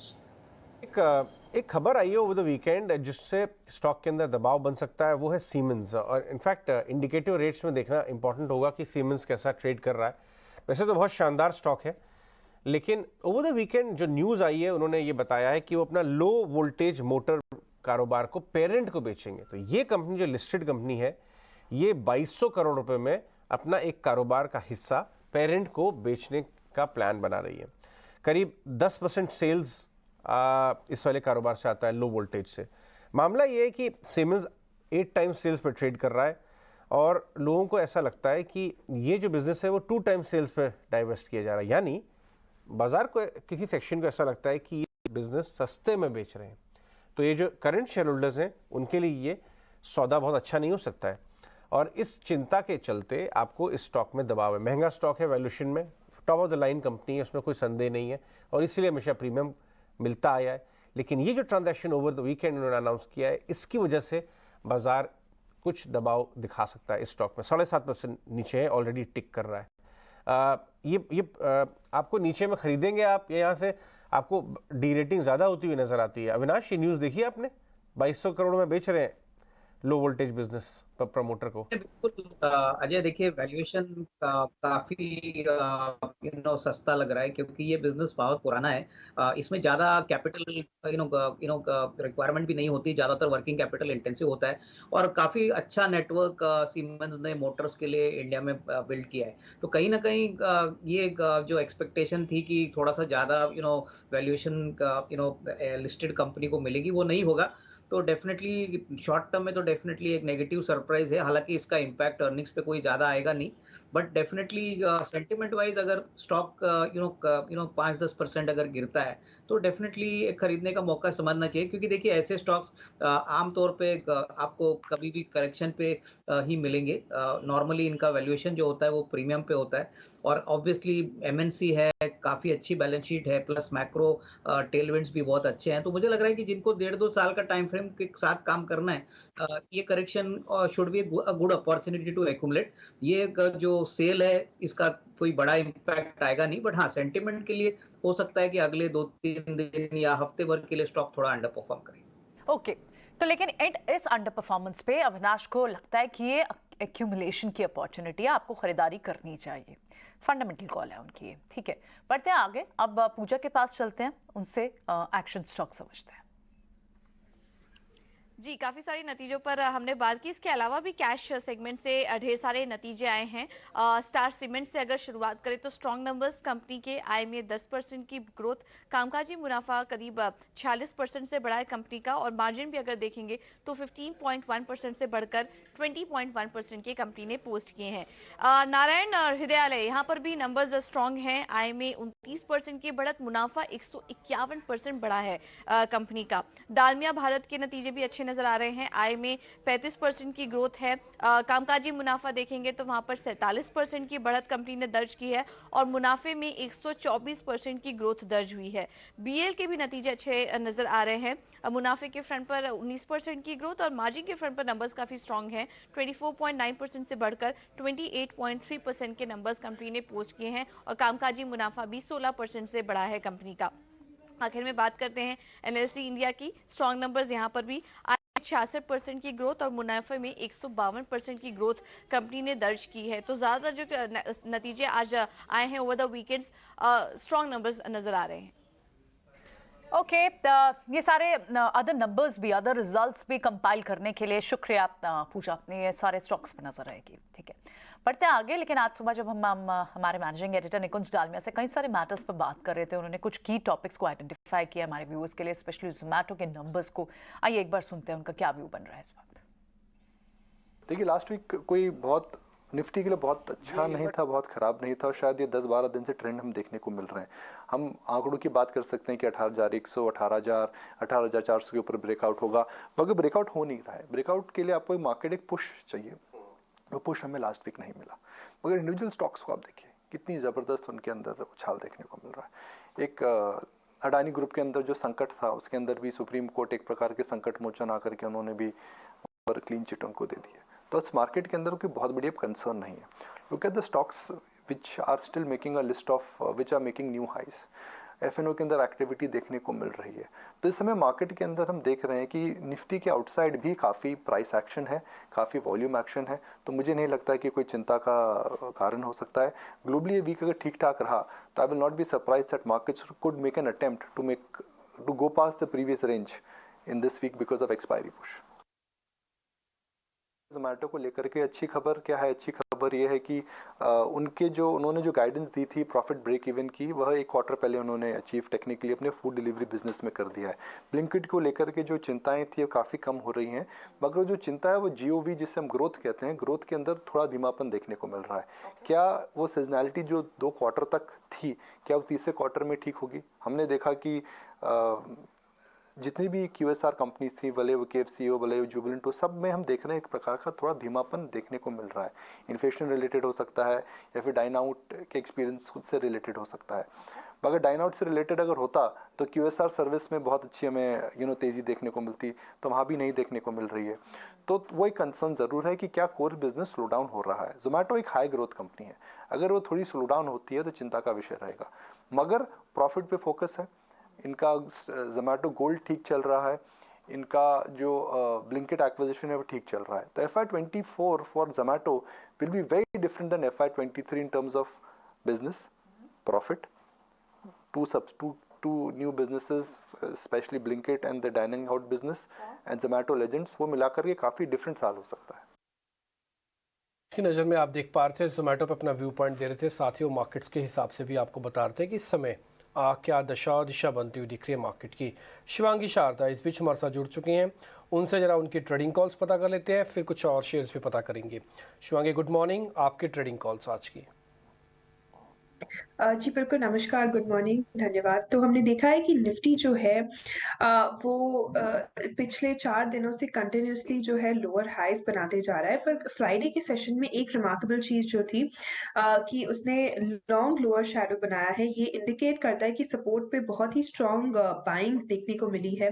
तो यहाँ पे थोड़ा एक रिलीफ में देखने को मिलेगा। जो प्रॉफिट बुकिंग था वो जो है वो एक पॉज लेते हुए दिखेगा, और एक अच्छे यहाँ पे नेगेशन के तौर पे उसके बाद यहाँ पे अच्छी अपसाइड देखने को एक्सपेक्ट कर रहे हैं। तो यहाँ पे इमीडिएटली हम 18,333 और 18,442 तक के लक्ष्य जो है वो एक्सपेक्ट कर सकते हैं। सपोर्ट के तौर पे 18,081 का एक लेवल को ध्यान रखें। दूसरी ओर अगर हम बैंक निफ्टी को देखें तो हमने देखा है कि पिछले 4-5 दिनों से ये कंसिस्टेंटली आउट परफॉर्म कर रहा है एज कम्पेयर टू निफ्टी, यानी कि ये ज्यादा नहीं गिर रहा है। तो यहाँ पे भी जो है रणनीति हम बाय ऑन डिक्लाइन अप्लाई कर सकते हैं। यहाँ पे ऊपर 44,250 तक के लेवल्स जो है वो हम एक्सपेक्ट कर रहे हैं, और जो सपोर्ट है वो 43,750 का एक लगाते हुए यहाँ पे बाय ऑन डिक्लाइंस करें। ट्रेडिंग आइडियाज या ट्रेड्स भी बता दीजिए फिर। जी बिल्कुल, स्टॉक्स की अगर हम बात करें तो यहाँ आज मेरा पहला पसंदीदा काउंटर है पर्सिस्टेंट सिस्टम्स। तो हमने देखा है कि पूरे आईटी स्पेस में स्पेशली मिड कैप जो है वो काफी अच्छा परफॉर्म कर रही है, और ये एक ऐसा स्टॉक है जिसने अपने वीकली रेंज से निकला है पिछले 4 हफ्तों के, और काफी अच्छी तरह से 50 एक्सपोनेंशियल मूविंग एवरेज पे सपोर्ट लिया है डेली फ्रेम में, और आज ओपनिंग भी काफी पॉजिटिव है और सेटअप भी काफी जो है प्रॉमिसिंग लग रहा है। तो यहाँ पे खरीदारी की सलाह रहेगी। 5,080 तक के लक्ष्य जो है वो बनते हुए दिखेंगे, 4790 के एक स्टॉप लॉस के साथ। दूसरा पिक मेरा रहेगा इंडियन होटल पे। काफी अच्छा शानदार मूव हमने देखा है पिछले 2 महीनों में। कंसिस्टेंटली जो है अपना बेस हायर जोन्स की तरफ शिफ्ट करते जा रहा है स्टॉक। पिछले 2 हफ्तों से हमने कंसिस्टेंटली अच्छे वॉल्यूम्स भी देखे हैं और काफी एक अच्छा सेटअप बनते हुए दिख रहा है सपोर्ट के साथ। तो यहाँ पे खरीदारी की सलाह रहेगी। 385 तक के लक्ष्य जो है वो बनते हुए दिखेंगे 365 के स्टॉप लॉस के साथ। ठीक है, इंडियन होटल्स पे भी बात की हमने। शिवांगी, डिवीज लैब के चार्ट्स को जरा चेक करके बताइए। डिवीज ने पिछले हफ्ते करीब 250 रुपये घटाए। एक्सपेक्टेशन था कि बहुत खराब रिजल्ट्स आएंगे, लेकिन आज ये हरे निशान में खुल रहा है। क्या इसमें बड़ी शॉर्ट कवरिंग आ सकती है? केस बन रहा है क्या? 1 महीने का लिखा है डायरेक्टर साहब, 1 महीने में आपको और घटता हुआ नजर आएगा। नंबर बहुत खराब नहीं आए, उम्मीद के बराबर आए। तो अगर नंबर लोग सब शॉर्ट कवर करने के लिए आएंगे अपने जो खराब नंबर समझ के शॉर्ट करके गए थे, क्या इसमें पॉसिबिलिटी है कि अच्छी शॉर्ट कवरिंग की लेना चाहिए इस भाव से? जी बिल्कुल। डिवीज की अगर हम बात करें तो ये पूरे फार्मा स्पेस में जो है जो तेजी है वो सस्टेन करना काफी मुश्किल होता है। ये बहुत ही हाई बीटा है और यहाँ डिवीज में हमने देखा है कि पिछले हफ्ते पूरा एक काफी शार्प डिक्लाइन आया है और जो अपने 5 हफ्तों का जो इसमें गेन्स था वो एक ही हफ्ते में वॉश आउट होते हुए दिखा है। तो मेरी ये सलाह रहेगी कि यहाँ पे वेट एंड वॉच करें। अपने जो 3200 तक के लेवल्स जो है उसके ऊपर अगर ये स्टॉक ट्रेड करता है तो यहाँ पे हम खरीदारी करें, क्योंकि इसका रिस्क रिवॉर्ड जो है वो बेटर प्लेस्ड नजर आएगा। और let's wait and watch. Okay, ठीक है, इसे वॉच करना होगा। लेकिन इस बीच आज की बिग बोल्ड ब्रोकरेज का रिपोर्ट किस पर है वो मार्कशी से समझता है।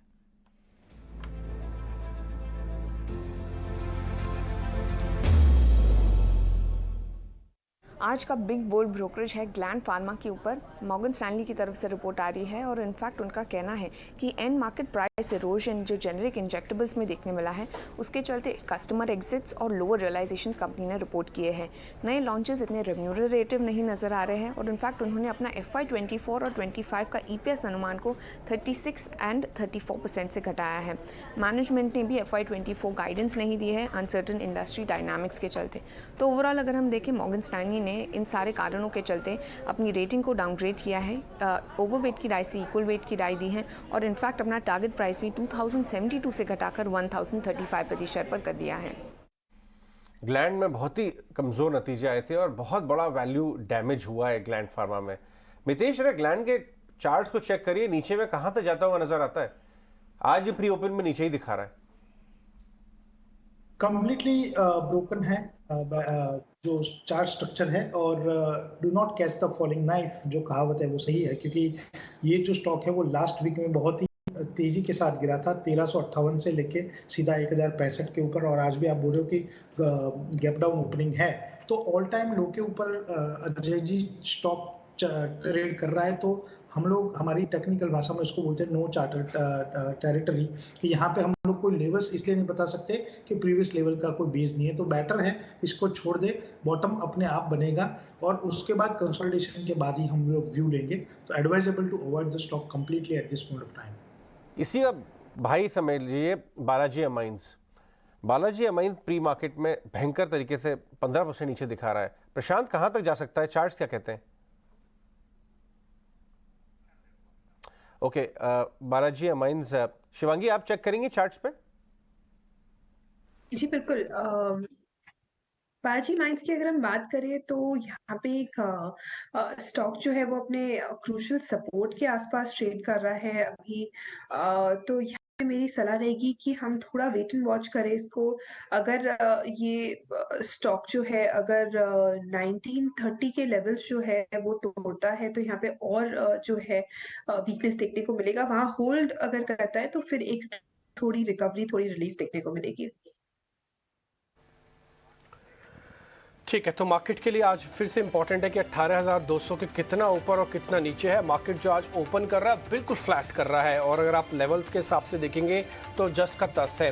हाँ, एडवांस डिक्लाइन शायद आप थोड़ा डिसाइडिंग फैक्टर हो सकता है। पहले 15-20 मिनट आज ज़रूर वेट करना चाहिए। उसमें 2000 के नोट का इम्पैक्ट भी कैलकुलेटेड होकर आपको पता लग जाएगा कि बैंक्स के लिए कितना ठीक है। 43 पॉइंट का पहला टिक आया है, बैंक निफ्टी पे 4 पॉइंट का पहला टिक निफ्टी पे आप अपनी स्क्रीन पर देख पा रहे हैं। एडवांस डिक्लाइन 900 के मुकाबले 500 शेयर है। अमूमन कई दिनों से आप देख रहे थे कि 1000 के मुकाबले 200, 1000 के मुकाबले 300 थे, लेकिन आज 1000 के मुकाबले 500 या 900 के मुकाबले 500, यानी कि बाजार को थोड़ा समय देना होगा यहाँ पे और 18,200 को कॉन्कर करने दो वापस, उसके बाद देखते हैं। फिलहाल अगर आप सेक्टर्स के हिसाब से देखें, स्टॉक्स के हिसाब से देखें, जो मार्केट के अंदर मोमेंटम है वो मैं आपको दिखाता हूँ। अडानी एंटरप्राइजेस 3% ऊपर है। आप देख रहे होंगे अडानी ग्रुप के अंदर शेयर्स के अंदर वापस से तेजी आई है जब से वो रिपोर्ट साझा हुई है कि इस रिपोर्ट के अंदर प्राइस मैनिपुलेशन नहीं है। इसके अलावा अडानी पोर्ट भी आज करीब 1.5% ऊपर है। निफ्टी के दोनों ही शेयर्स हैं और दोनों के दोनों आज ऊपर हैं। इसके अलावा आईटीसी फ्लैट है, बीपीसीएल ऑलमोस्ट फ्लैट है। इसके अलावा जो शेयर आज थोड़ा बहुत और चल रहे हैं उसमें टाइटन है 0.1%, Bajaj auto, power grid, NTPC, Cipla, ये कुछ एक शेयर्स हैं जिनमें आज ओपनिंग शुरुआत जो है वो हरे निशान में होती हुई दिखी है। जो क्लोजिंग जिनकी आज ओपनिंग अच्छी नहीं है और वो क्लोज अच्छा भी नहीं करके गए थे, उसमें एशियन पेंट्स 0.1% नीचे है। डीवी स्लैब 1% नीचे, क्लोजिंग भी अच्छी नहीं थी इसकी। भारतीय एयरटेल आज 0.5% नीचे है, तो इसकी क्लोजिंग भी लास्ट फ्राइडे वाले दिन अच्छी नहीं थी। तो एक कुछ एक वो शेयर्स हैं जिनकी आज ओपनिंग भी उतनी अच्छी नहीं हुई है। कोल इंडिया भी आज हल्के में ही छूट रहा है, करीब आधे से 0.1% के आसपास का खुलता हुआ दिख रहा है। एडवांस डिक्लाइन फिर से चेक कीजिएगा, 900 के मुकाबले 750 शेयर हैं। 10 मिनट के बाद आप इंडिया विक्स भी चेक कर लेना, हालांकि उसमें कुछ ज़्यादा चेंज आएगा नहीं। छोटे मझोले शेयर्स या फिर नेक्स्ट 50 वाली कैटेगरी में जाएंगे तो वहां पर आपको दिखेगा अडानी टोटल गैस के अंदर अपर सर्किट, ट्रांसमिशन के अंदर अपर सर्किट, ग्रीन के अंदर अपर सर्किट। तो 3 कैश के स्टॉक हैं अडानी ग्रुप के जो कि अपर सर्किट पे है। और अगर हीट मैप के जरिए मैं आपको दिखा पाऊँ इस समय की सिचुएशन क्या है तो वो भी अपनी स्क्रीन पर भी आप देख लेंगे। और इसके अलावा अंबुजा सीमेंट भी अडानी का है, आप उस पर भी बढ़त देख पा रहे हैं। आज लिस्ट में देख पा रहे हैं सबसे ऊपर अडानी एंटरप्राइज देखेगा 3.5%। अब फिर सीधा देखेंगे तो डीवी अभी हरे निशान में आया। बजाज ग्रुप में से बजाज ऑटो आज लीड कर रहा है, बीपीसीएल जिसके आज नंबर्स हैं, सिप्ला ऑलमोस्ट फ्लैट है और जो शेयर कम उसमें कुछ हद तक बैंकिंग और कॉमोडिटी प्ले है जैसे कि ब्रिटानिया, एशियन पेंट और एक्सिस बैंक, एयरटेल, ये कुछ एक शेयर है जो आज शुरुआत में थोड़ा कमजोर है। छोटे मझोले शेयर्स क्या कर रहे हैं और मार्केट के अंदर क्या करना चाहिए? Priyanka, over to you. Okay, बिल्कुल। शुक्रवार को अडानी न्यूज के बाद हमने अच्छा इंपैक्ट देखा था अडानी स्टॉक्स में। मिड कैप में भी आपको अडानी विल्मर आज भी आपको बड़ी तेजी के साथ अडानी विल्मर लगभग 7% की तेजी, इतनी तेजी आपको शुक्रवार को भी दिखी थी। टॉप गेनर इस वक्त अडानी विल्मर है। सीमेंट पैक में भी आपको अच्छे लॉन्ग्स बनते हुए दिखे हैं। थर्सडे के बाद लास्ट वीक जब हमने एक्सपायरी के मूव देखे, डालमिया भारत दूसरा बड़ा स्टॉक जहां मूव है। उसके अलावा फिर से आपको कुछ सिलेक्टिव जिंक काउंटर्स और कुछ बैंक काउंटर्स में इंडियन बैंक जैसे हैं। डिक्सन टेक्नोलॉजी भी लगातार ही दूसरा दिन होगा जहां पर अच्छी मूव दिख रही है। बैंक्स में पीएसयू बैंक्स में पीएनबी जैसे नाम है, इंडियन बैंक जैसे नाम है जो ऊपर आ रहे हैं। और परसिस्टेंट की बातें भी शिवांगी भी कर रही थी, वहां पर भी अच्छी मूव है। कौन से स्टॉक्स हैं जहां नेगेटिव इंपैक्ट है? नंबर्स के बाद डिलीवरी लगभग 3% की गिरावट वहां है। एबीबी पर नरमी है इस वक्त लगभग 1.5% की। और कुछ दूसरे फर्टिलाइजर काउंटर्स में दीपक नाइट्रेट जैसे, कोरोमंडल जैसे, इनमें आपको सॉफ्टनेस दिख रही है और फोर्टिस भी आपको वीक दिख रहा है। आप क्या देख रहे हैं अजय? सीमेंस पर 10% नीचे है उस ट्रांजैक्शन के बाद जो रिलेटेड पार्टी ट्रांजैक्शन नजर आता है। चार्ट्स पे जरा सीमेंस के रिविजिट करके बताइए कौन सा लेवल एंट्री जोन के लिए बन सकता है शिवांगी? अभी 8% नीचे है जी। कौन से स्टॉक? सीमेंस 34-32 के आसपास ट्रेड कर रहा है। सीमेंस की अगर हम बात करें तो यहाँ पे हमने 3 दिनों से काफी एक डिक्लाइन देखने को मिला है और स्टॉक जो है वो अपने की मूविंग एवरेज के नीचे अभी फिलहाल कामकाज कर रहा है। तो यहाँ पे जो है रिकवरी मुश्किल दिख रही है अभी फिलहाल ही। एक लेवल्स की अगर हम बात करें तो यहाँ पे लगभग हम एक्सपेक्ट कर सकते हैं कि 3300 तक के लेवल्स जो है वो बनते हुए दिख सकते हैं। और ऊपर रेजिस्टेंस के तौर पे अगर हम बात करें तो 3500 के एक लेवल्स को ध्यान रखें। इनफैक्ट किर्लोस्कर ऑयल इंजन्स में फ्राइडे को एक बड़ा ब्लॉक हुआ था, if I am not wrong, करीब 9% नीचे था एक भाव से और वापस रिबाउंड आता हुआ नजर आ रहा है। Mitesh, Kirloskar oil engines charts पे चेक करिए, लास्ट आवर ट्रेड में फ्राइडे को कमजोरी थी और काफी लोगों ने वो लिया होगा। अभी इस भाव से कैसा दिखता है? जहां तक किर्लोस्कर की बात है, स्ट्रक्चर ठीक ही लग रहा है यहाँ से, लेकिन हमारे हिसाब से थोड़ा पॉइज करना चाहिए किर्लोस्कर के स्टॉक को, क्योंकि जिस हिसाब से स्टॉक निचले स्तरों से ऊपर आया है, तो कहीं ना कहीं लग रहा है कि करंट लेवल के ऊपर थोड़ा एक पॉज होगा, उसके बाद ही यहाँ पे हमको एक स्ट्रॉन्ग रिजल्ट देखने के लिए मिलेगा। 432 एक इंटरमीडिएट रेजिस्टेंस है। अगर इंट्राडे में अगर आज अजय जी 432 क्रॉस हो जाता है तो हमारे हिसाब से 440 और 520 के लेवल्स भी अगले एक वीक में दिखा सकता है। तो क्रूशियल लेवल है 432, 433, वो लेवल्स अगर इंट्राडे में क्रॉस होते हैं तो डेफिनेटली 405 रुपए के स्टॉप लॉस से बाय करना चाहिए। टारगेट रहेगा पहला 480, दूसरा 520। प्रशांत, अदानी ग्रुप स्टॉक्स में अच्छा मोमेंटम दिखाई दे रहा है, सिर्फ कैश वाले नहीं है, फिनो स्टॉक्स भी अदानी एंटरप्राइज को लेके आइए। ट्रेड के हिसाब से किसमें आपको ओके प्रशांत नहीं है, लेकिन हमारे साथ शिवांगी है। शिवांगी, अदानी एंटरप्राइजेस बताइए, अगर ये फ्राइडे को मौका लग गया, मिल गया, या अभी भी अगर लेना चाहिए? ऊपर से तो बहुत पिटा हुआ स्टॉक है। अदानी ग्रुप में चार्ट्स आपको मजबूत कहाँ के नजर आते हैं? जी माफी चाहती हूँ, इस ग्रुप के स्टॉक्स पे मैं टिप्पणी नहीं दे पाऊंगी क्योंकि ये काफी वॉलेटाइल है। ओके, अब अविनाश आप कहना चाहेंगे कुछ वैल्यू के हिसाब से? अब ओवरहैंग हट रहा है क्या? पिछले हफ्ते अजय जो सुप्रीम कोर्ट का जजमेंट आया था कि सारे डाउट्स और सारे जो रिपोर्ट्स के जो अपडेशंस थे कि अडानी ग्रुप कहीं पे भी कोई भी रॉन्ग डूइंग में इन्वॉल्व नहीं है, यही मार्केट्स को अच्छा लगा है क्योंकि काफी समय के बाद ये जो डाउट था ये मेरे ख्याल से क्लियर हो चुका है और सेंटिमेंट के पॉइंट ऑफ व्यू से ये बहुत बड़ा पॉजिटिव इम्पैक्ट सारे अडानी ग्रुप कंपनीज पे होगा। मुझे लग रहा है कि Adani Ports as well as Adani Wilmar, ये दो ऐसी कंपनीज है जो बहुत सिग्निफिकेंटली अपनी ऊपरी लेवल से गिरी थी और दोनों अच्छे cash rich cash flow business है।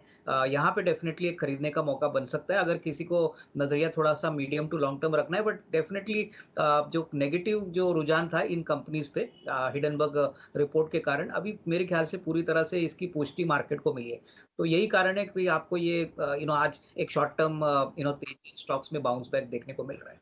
ओके, ऑलराइट, तो ये तो अडानी स्टॉक्स हुए, लेकिन कुछ पर्टिकुलर स्टॉक्स हैं बिसाइड्स सेक्टर की वीकनेस के बावजूद भी अच्छा चल रहे हैं। आईटी में अभी भी डिबेट है कि when is the right time to buy, but कुछ स्टॉक्स देखिए टेक महिंद्रा लार्ज कैप में और बिरला सॉफ्ट में, इनमें ऑलरेडी मूव बनी हुई है। और साथ ही रियल एस्टेट पैक में एक अच्छी मूव के बाद लास्ट वीक आपने later half of the week में आपने वहां पर सॉफ्टनेस देखी थी, लेकिन ओबरॉय रियलिटी अब भी चल रहा है। ओबरॉय रियलिटी हो या फिर बिरला सॉफ्ट, दो अलग अलग स्पेसेस है। शिवांगी, इन स्टॉक्स पर क्या मूव, आपका क्या व्यू रहेगा? जी बिल्कुल, ओबरॉय रियलिटी की अगर हम बात करें तो ये पूरे स्पेस में हमने काफी अच्छा एक्शन देखने को मिला था और स्पेसिफिकली अगर ये स्टॉक जो है काफी अच्छा सपोर्ट भी लिया है इसने 888 के आसपास, तो यहाँ पे जो है अपसाइड एक्सपेक्टेड है, पर जो स्पीड है या जो मोमेंटम है अपसाइड का वो थोड़ा लिमिटेड लग रहा है। तो यहाँ पे इमीडिएट बेसिस में 938 तक के लक्ष्य जो है वो बनते हुए दिख सकते हैं। 895 के एक स्टॉप लॉस को ध्यान रखें। ओके, बैंक्स में एक डिप आया, वो थोड़ा सा बॉट भी हुआ है, अब लगभग 70 पॉइंट ही आपको बैंक निफ्टी पर दिख रहे हैं, लेकिन रिलायंस इंडस्ट्रीज इस वक्त आपको पॉजिटिव दिख रहा है। क्या रिलायंस में आज प्रशांत भी इनफैक्ट मेंशन कर रहे थे, चलिए उनसे डिस्कस करेंगे, लेकिन शिवांगी रिलायंस पर क्या मूव होनी चाहिए? अगर इस हफ्ते शॉर्ट कवरिंग का एक बाउट आ सकता है, इंडेक्स को ऊपर आना है, क्या रिलायंस हेवी लिफ्टिंग कर सकता है? जी बिल्कुल, रिलायंस की अगर हम बात करें तो ऑफ कोर्स ये इंडेक्स से काफी इसका क्यूज मिलता जुलता है और आज एक काफी पॉजिटिव ओपनिंग के बाद पिछले 4 दिनों के लोअर हाइज का निगेशन हुआ है। तो बिल्कुल यहाँ पे एक काफी अच्छा मोमेंटम बनते हुए दिख रहा है, अपसाइड भी काफी प्रॉमिसिंग लग रहा है, तो यहाँ पे बिल्कुल खरीदारी की राय रहेगी और इमीडिएट बेसिस पे 2525 तक के लक्ष्य जो है वो बनते हुए दिख सकते हैं। 2410 के एक स्टॉप लॉस को ध्यान रखें। इनफैक्ट रिलायंस में खबर यह भी आ रही है कि टेस्ला जो इंडिया में अपना कारोबार फैलाने का प्लान बना रहा है, उसमें जियो ने ऑफर किया उनको कि हम नेटवर्क आपके बनाएंगे, क्योंकि टेस्ला तो एक कंज्यूमर ड्यूरेबल है, वो अपने आप को एक सॉफ्टवेयर ऑन व्हील्स की तरह मार्केट करते हैं। तो उसका जो नेटवर्क है, जियो ने, ऐसी खबरें आ रही हैं कि ऑफर किया है कि हम नेटवर्क बना सकते हैं। तो रिलायंस के ऊपर आपको नजर रहेगी। लेकिन प्रशांत आ गए हमारे साथ। प्रशांत, आपके कुछ रेडार पे है ओपनिंग ट्रेड्स, बाजार खुलने 10 मिनट हुए? जी डेफिनेटली अजय जी, मैं टाइटन पे ध्यान रख रहा हूँ, करीबन 2725 2726 के आसपास है। मुझे लग रहा है यहाँ पे 2680 2680 के स्टॉप लॉस से आप लॉन्ग जा सकते हो और जो स्विंग हाई बने थे करीबन 2810 के आसपास, वो टारगेट्स आप देख सकते हैं, शायद उसके ऊपर भी। तो ये मुझे एक अच्छा पिक लग रहा है। बाग लेके आइए डायरेक्टर साहब, सॉलिड नंबर आया, मार्जिन एक्सपेंशन बहुत दिन से चला नहीं था। आज वीएटेक वाबाग किस तरह से ट्रेड कर रहा है? नेगेटिव है लेकिन 3% नीचे है। क्या इस भाव पे लेना चाहिए? वीएटेक नीचे से रिकवर करता हुआ नजर आ रहा है, 398 वाला 407 410। मितेश, वीएटेक जरा चार्ट पे चेक करके बताएं। हाँ, definitely VA Tech Wabag current level से डेफिनेटली लेना चाहिए। We are of the view के यहाँ से जो आज की गिरावट है वो कहीं ना कहीं आवरली चार्ट के ऊपर ही प्रॉमिसिंग लग रही है, लेकिन अगर आप डेली और वीकली का स्टॉक स्ट्रक्चर देखें तो उसमें प्रॉमिसिंग नहीं लग रही है। तो हमें लग रहा है कि डेफिनेटली स्टॉक जो है वो करंट लेवल के ऊपर बाय करना चाहिए। 10% सीमेंस, ये कॉर्पोरेट गवर्नेंस इशू कुछ लोगों को पसंद नहीं आया। ये रिलेटेड पार्टी ट्रांजैक्शन, कोई रिकवरी नहीं आ रही है, 10% नीचे है। रिस्की ट्रेड बन सकता है, लेकिन ये रिस्की ट्रेड बन सकता है। और क्या शायद अभी थोड़ा सा और हैंगओवर रहेगा, जब अभी नाश भी कह रहे थे कि शायद और नीचे के लेवल्स मिल जाएंगे आपको यहाँ से। हाँ, तो जल्दबाजी क्यों, आराम से देख के लेंगे। ठीक है। अच्छा, ये एफएमसीजी स्टॉक्स में आप बता रहे थे मितेश कि अब लेने का समय बन रहा है। कौन से एफएमसीजी स्टॉक्स सबसे मजबूत लग रहे हैं आपको? Hindustan Unilever limited undoubtedly. अगर आप एचयूएल का चार्ट देखिए तो कहीं हिंदुस्तान यूनिलीवर लिमिटेड बहुत ही लंबे अरसे के बाद एक ब्रेकआउट की कगार के ऊपर है। हमने जो हाई देखा था लास्ट टाइम वो 24 सितंबर 2021 को देखा था, जो था 2860 रुपए का राउंड फिगर। तो हमारे हिसाब से वहां से लेकर अब तक एक बहुत ही बड़ी गिरावट के बाद कंसोलिडेशन हुआ है। और अजय जी, शायद bore will make you more एक कहावत है, और जो स्टॉक्स के ऊपर जनरली रुझान पॉजिटिव नहीं होता या हमको बोरिंग लगते, वहीं पे ही एक तगड़ा ब्रेकआउट आता है। तो हमारे हिसाब से जो हमने शो की शुरुआत में भी डिस्कस किया कि टाइम आ गया अभी सेक्टोरल इंडाइसिस को स्टडी करने के लिए, और सेक्टोरल इंडाइसिस में सबसे प्रॉमिसिंग इंडेक्स एफएमसीजी इंडेक्स लग रहा है। हमने हमारे टारगेट भी दिए थे। तो within that Hindustan Lever Limited, Unilever Limited, I think it's a dark horse. और हमें लग रहा है कि दिस टाइम अराउंड वो अपना ऑल टाइम हाई 2859.30 का क्रॉस करके 3000 लेके 3200 की रेंज में अगले 12 से 18 महीने में आएगा। तो the stock is clearly a buy on dips on every decline. Okay, ठीक है। आज शुरुआत में ना एक तो अडानी ग्रुप के शेयर्स काफ़ी एक्टिव है, तो हो सकता है ट्रेडर्स वहाँ पे थोड़ा जाएं ट्रेड करने के लिए। हालांकि कैश वाले शेयर्स पे तो सर्किट लगा हुआ है, लेकिन फिर भी जो फ्यूचर्स के दो शेयर है अडानी एंटरप्राइजेस, अभी आप देख रहे हैं 4% हो गया है। इसी तरह से अडानी पोर्ट अभी करीब 3.25% हो गया। आपने अडानी विल्मर भी एक बार जरा दिखा दीजिए, उस पर शायद सर्किट नहीं लगा हुआ है और वो अभी खुला हुआ है। इसके अलावा ट्रांस पे और ग्रीन्स पे तो लगा हुआ है। ये थोड़े शेयर एक्टिव रहेंगे आज, जिन में सर्किट खुल जाएगा वापस। ये 7.5% अडानी विल्मर भी आ गया ऊपर। आते हैं दूसरे और शेयर्स पे। नीलकमल के और नारायण हृदयालय दोनों के नंबर्स काफ़ी अच्छे आए थे। एक बार मितेश, आप नीलकमल का चार्ट चेक करेंगे, शेयर गैप के साथ खुला, 11% ऊपर भी है अभी। ट्रेड मिस हो गया क्या? ये पोस्ट नंबर्स जिसको लेना था उससे मिस हो गया ना ये तो? नहीं, अभी मिस इसलिए नहीं हुआ है कि अगर आप वीकली कैंडल देखो तो वीक एंडिंग 20 अप्रैल 2023 एक डमी कैंडल बना था, जहां पे हाई था 2241 और क्लोज दिया था 2058 का।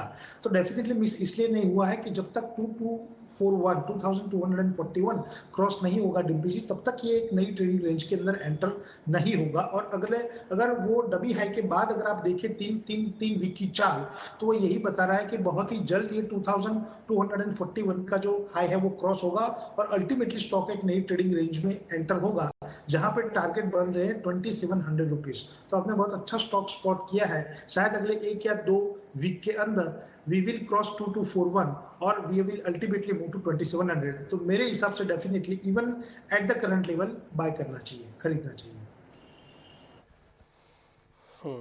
50 में से 32 शेयर ऐसे हैं जो आज मार्केट के अंदर पार्टिसिपेट कर रहे हैं। एक बार ना एडवांस डिक्लाइन वाला वो टेबल है वो दिखा सकते हैं। इसमें F&O के शेयर्स होते हैं, NSE और BSE के शेयर्स होते हैं। आपको थोड़ा आइडिया लग जाएगा कि 200 ऐसे नहीं पार हो रहा है, ये बल्कि न केवल पार हो रहा है बल्कि टिक रहा है। अब आप देखिए F&O में आपके पास ठीक पोजीशंस हैं, ऑलमोस्ट 87 आ चुकी हैं अब। 1000 शेयर एनएससी पे और 1400 शेयर बीएससी पे। यहाँ पे तो रिस्क रिवॉर्ड गिरने वाले शेयर्स के मुकाबले ठीक है। तो 32 शेयर ऐसे हैं जो कि इंडेक्स के अंदर भी बढ़कर कामकाज कर रहे हैं और उसमें से 2 शेयरों की वेटेज अच्छी है। First is Infosys, second is Reliance industries. दोनों ही ठीक चल रहे हैं। शिवांगी, आप ये रिलायंस इंडस्ट्रीज़ और इन्फोसिस किस में से पहले पोजीशंस बनाएं?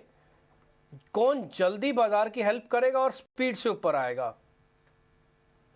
जी बिल्कुल, अगर इन दोनों का कंपैरिजन करना है तो डेफिनेटली रिलायंस में जो है ज़्यादा जो है कन्विक्शन बैठ रहा है, क्योंकि हम पूरे आईटी स्पेस में अगर हम देखें ये बहुत ही पिटा हुआ सेक्टर है। स्पेशली जो हेवी वेट आईटी काउंटर्स है वो उन्हें काफ़ी जो है मेहनत लग रही है ऊपर जो है रिकवर होने में।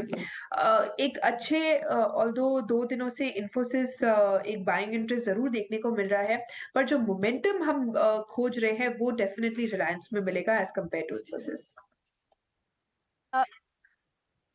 में अगर बात करें तो ठीक है, एक बार गोल्ड फाइनेंसेस को भी लेके आते हैं। PNB housing finance, Girish Kausgi के साथ खास बातचीत होगी, आगे आप जरूर देखिएगा 10-10 पर। लेकिन एक बार गोल्ड फाइनेंसर मुथूट फाइनेंस को भी लेकर आते हैं और मन्नापुरम फाइनेंस को भी। मुथूट फाइनेंस के तो नंबर्स आए थे ओवर द वीकेंड और रिकॉर्ड डिसबर्समेंट भी रहा और उन्होंने आगे गाइडेंस भी दी है कि स्ट्रॉन्ग गोल्ड लोन ग्रोथ भी रहेगी। लेकिन रब ऑफ मन्नापुरम पे बिल्कुल भी नहीं है, उसकी अलग दिक्कत है। लेकिन 6% की तेजी के बाद मुथूट फाइनेंस, क्या यहाँ पर मुथूट फाइनेंस में अब भी एंट्री पॉइंट ढूंढना चाहिए प्रशांत, या फिर ये तेजी काफी हो गई?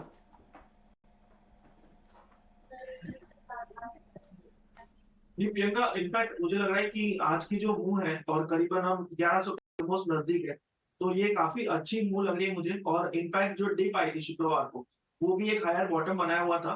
तो फिलहाल अगर कोई फ्रेश बाइंग करना चाहे तो वो 1075 पे स्टॉप लॉस रखे, एग्जिस्टिंग पोजीशन में इसी के स्टॉप लॉस से होल्ड करे। 1075 के नीचे क्लोज हो जाए तो शायद फिर से हम इस कंसोलिडेशन जोन में जाएंगे। बट एज लॉन्ग एज 1075 के ऊपर हम ट्रेड करें, मुझे लग रहा है शायद 1130-40 के लेवल भी आ सकते। शिवांगी, ये आईटी इंडेक्स में काफी अच्छी रिकवरी हमने देखी है, आज भी रिकवर कर रही है। लास्ट वीक भी बहुत स्ट्रांग थी। आपने भी कुछ आईटी स्टॉक्स अपने कॉल्स में लिए हैं, परसिस्टेंट जैसे। लार्ज कैप आईटी की बात करें, इन्फी, टेक महिंद्रा वगैरह, तो कौन से पे बेट करना चाहिए यहां से? शिवांगी जी, आईटी में मेरा पसंदीदा अभी बिल्कुल मिड कैप आईटी स्टॉक्स में ही है। लार्ज कैप में मैंने जैसे बोला कि मोमेंटम मिसिंग है, तो मैं यहाँ रेकमेंड नहीं करूंगी अभी एंटर करने के लिए। ओके, टेक महिंद्रा पर आप व्यू बता रहे हैं। आज बैंक्स तो चले रहे, फाइनेंस काउंटर्स में भी कुछ सेलेक्टिव कैप, माइक्रो फाइनेंस और एनबीएफसीज, इनमें भी अच्छी खासी मूव है। लेकिन उज्जीवन फाइनेंस में पिछले कई दिनों से लगातार अप मूव बनी हुई है। आज भी एफएनओ के आप काउंटर्स में देखें तो इसमें एक मूव है। मितेश, आपका क्या रिसर्च है on NBFC, on micro finance?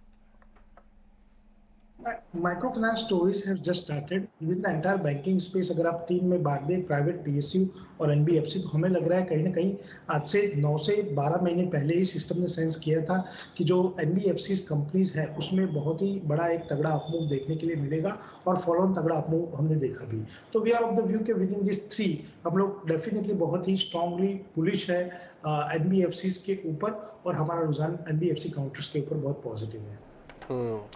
Siemens के ऊपर वापस जाना बन रहा है। अभी हम फ्लैशेस भी चलाएंगे जो मैनेजमेंट ने अपनी कॉन कॉल में दिए हैं, लेकिन एक अटेम्प्ट हो रहा है रिकवरी का।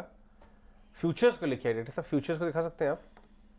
फ्यूचर्स में थोड़ी उतना गिरा नहीं है, ये 7.5% ही गया है, लेकिन कैश में काफी जोर से गिरा है। ये देखिए फ्यूचर्स आ गए आपके पास। तो इसका रिकवरी हो सकती है अगर फ्यूचर्स में? देखिए ये सारा डिपेंड करता है बाजार इनकी सफाई को सुनता है या नहीं। अविनाश है हमारे साथ? अविनाश जैसे, ओके अविनाश नहीं है। एक और बात, दूसरी बात ये कि इस तरह के बहुत ही प्रीमियम शेयर्स सिर्फ एक्सीडेंट्स में ही आपको चीप मिलते हैं या बड़े कट्स के मिलते हैं। तो देखने वाली बात है कि ये बाजार इनकी सफाई को पसंद करता है या नहीं। ठीक है, कुछ और काउंटर्स भी ले लेते हैं। इनफैक्ट सीमेंट काउंटर में कुछ दिन पहले हम डिस्कस कर रहे थे, सीमेंट स्पेस में आपको फिर से मूव दिख रही है और स्पेशली मिड टियर सीमेंट में आप सांगी इंडस्ट्रीज को काफी ट्रैक कर रहे थे अजय, उसमें आज भी मूव है और इनफैक्ट पिछले हफ्ते पे आप देखें तो बुरी मूवमेंट नहीं। In fact cement mid cap cement में वापस से एक सेकंड राउंड आ रहा है। सांगी को देखिए, आप रैमको को देखिए, जो पहले मद्रास सीमेंट है। मिड कैप सीमेंट में कहीं ना कहीं मूव आ रहा है। प्रशांत, आप मिड कैप सीमेंट में कहीं अटेम्प्ट करेंगे लेना?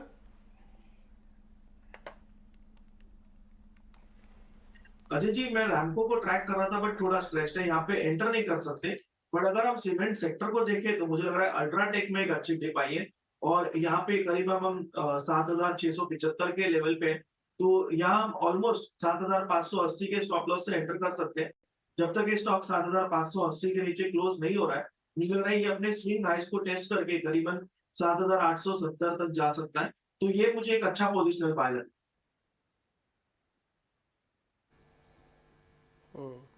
इस बीच अगर आप वैसे निफ्टी और बैंक निफ्टी को देख रहे हैं तो निफ्टी आपको हरे निशान में दिखेगा, बकायदा 50 पॉइंट ऊपर है, बट बैंक निफ्टी नहीं दिखेगा आपको, वो लाल निशान में दिखेगा, बकायदा 30 पॉइंट नीचे है। ये जो डाइवर्जेंस है ना, पहले नहीं था, क्योंकि एक तो 2000 वाली खबर भी सिस्टम में भी चल रही है और आज अगर आप वैसे स्ट्रक्चर के हिसाब से भी देख रहे हैं तो जो बैंकिंग वर्सेस आईटी वाला कंसेप्ट है वो काम आ रहा है। आईटी के शेयर्स आपको ठीक दिख रहे होंगे तो बैंकों का स्वाभाविक है प्रॉफिट बुकिंग होना थोड़ा सा, क्योंकि इंडेक्स मैनेजमेंट है। आप ब्रेकआउट तो कर ही नहीं रहे, जब ब्रेकआउट नहीं करेंगे तो इंडेक्स मैनेजमेंट करेंगे, तो आप बैंकिंग में से प्रॉफिट बुकिंग करेंगे। आज 12 में से 8 शेयर बैंक निफ्टी के कमज़ोर हैं, सिर्फ 4 ही शेयर मजबूत हैं। सारा क्रेडिट सिर्फ नोटबंदी को नहीं दिया जा सकता। वैसे भी अजय तो आपको बता भी रहे थे, उसका तो उल्टा CLSA ने कहा कि बेनिफिट होने वाला है। आगे बढ़ते हैं, एक शेयर मेरे पास और है REC। ये मितेश आप देखिएगा, क्योंकि आप इंट्राडे की बजाय आप थोड़े स्विंग ज़्यादा पकड़ते हैं, इसलिए मैं शेयर आपके लिए ढूंढ के लाया हूँ। REC के अंदर कोई पोजीशंस ली जा सकती है। आज भी अगर IT और अडानी ग्रुप के शेयर्स को छोड़ देंगे ना, तो तीसरा ऐसा सेगमेंट जो एक्टिव है वो पावर कंपनीज हैं। REC जरा चेक करके बताइए, एक स्विंग ट्रेडर को आना चाहिए, 20 दिन के लिए सौदा लेंगे? हाँ, डेफिनेटली स्विंग ट्रेडर को आना चाहिए। Reason being is this that कि अगर आप कल का अगर लो पकड़ लो उसका, तो कैश सेगमेंट में 127.40 का है और आज वो जो लो है वो ब्रीच नहीं किया है REC ने। तो मेरे हिसाब से डेफिनेटली REC को करंट लेवल के ऊपर लिया जा सकता है और कहीं ना कहीं आज के दिन में अगर 131.50 वो आवरली चार्ट के ऊपर इमीडिएट रेजिस्टेंस है। अगर वो क्रॉस कर दिया स्टॉक ने तो I think with in the 2 days हमको 135, 138 के एग्रेसिव लेवल्स भी मिल सकते हैं। तो डेफिनेटली मैं 127 के स्टॉप लॉस से करंट लेवल के ऊपर बैठ लूंगा। We will wait for 131.50 to cross. जैसे ही क्रॉस हो गया we will add another position और वो 135, 138 के लिए कैरी करेंगे। एक और शेयर है, और ये प्रशांत आपके लिए है, डेल्टा कॉप। आप इसको ज़रा शेयर को चेक कर लीजिए। आप इसके अंदर डेली चार्ट डालना और आपको थोड़ा दिखेगा कि ये धीरे धीरे करके एक लंबे कंसोलिडेशन के ब्रेकआउट की अटेम्प्ट लेता है, लेकिन बार बार फेल हो रहा है। सर ये पास कब होगा? 240 के ऊपर। जब तक 240 नहीं होगा सौदा ना लें, ना एवरेज करें, कुछ ना करें। जी नहीं डिम्पी जी, मैं अगर इसको जस्ट एक विजुअल ऑब्जर्वेशन से देख रहा हूँ, आपको दिखेगा कि ये continuous higher tops higher bottom बना है। दूसरी बात, जब ये डिक्लाइन आई 3 दिनों की पिछली, उसमें बिल्कुल भी सेलिंग वॉल्यूम नहीं है, बट जब ये रैली आ रही थी तब वॉल्यूम पिकअप हो रहे थे। तो और ऊपर से एक विजुअल इंस्पेक्शन से लग रहा है ऑलमोस्ट एक 45 डिग्री ट्रेंड लाइन पे एक काइंड ऑफ सपोर्ट ले रहा है। तो मैं तो कहूंगा यहाँ पे बाय कर लो और 212 212 क्लोजिंग बेसिस पे स्टॉप लॉस रखो, यानी 7 पॉइंट आपकी रिस्क होगी और वहां से आप 235 का टारगेट रखो तो आपको 16 पॉइंट का रिवॉर्ड है। 235 आ जाए आप प्रॉफिट बुक कर लीजिए, मुझे लग रहा है वो एक बेहतर ट्रेड हो जाएगी स्टॉक। ओके, एक स्टॉक BEML जिसे हमने त्रिमूर्ति में भी डिस्कस किया था कि लोएस्ट बिडर हैं ये बेंगलुरु मेट्रो प्रोजेक्ट के, क्या यहाँ पर अभी 2%, 1.5-2% की तेजी है? क्या मूव और बढ़ सकती है या फिर इसी स्पेस से दूसरा काउंटर एल्गे इक्विपमेंट्स में ऑलरेडी 5% की मूव है और ऑलरेडी अच्छे मूव पर है ये काउंटर, उसको प्रेफर करना चाहिए? क्या करेंगे प्रशांत? इस मामले में मुझे लग रहा है प्रियंका की एलजी इक्विपमेंट्स का चार्ट मुझे काफी वक्त से अच्छा ही लग रहा है। यहाँ पे आप प्रेफर करो, करीबन हम 500 के करीब है। मुझे लग रहा है कि आप यहाँ पे जो स्टॉप लॉस रख सकते हो करीबन 470 रख सकते हो, 470। और ये स्टॉक अगर 510 के लेवल के ऊपर निकल जाए तो शायद ये पूरी कंसोलिडेशन जो ब्रेकआउट है यानी 550 65 तक के लेवल दिखा सकता है। तो फिलहाल मुझे लग रहा है 510 इसके लिए एक मेक और ब्रेक लेवल होगा और 510 के ऊपर ये स्ट्रॉन्ग मोमेंटम दिखा सकता है। प्रशांत, ग्लेनमार्क फार्मा को लेके आइए डायरेक्टर साहब। ग्लेनमार्क पिछले महीने 20% के ऊपर चला है, 620 के आसपास आ गया, इस समय 6.5% उतर रहा है। क्या ये वापस रिविजिट करेगा डायरेक्टर साहब? 3 महीने का चार्ट लेके आइए। ये 500 ऑड से चलना शुरू हुआ था और अभी रिसेंट में 620 का टॉप बनाया है, रिवर्स किया है यहां से। क्या ये वापस आ रहा है?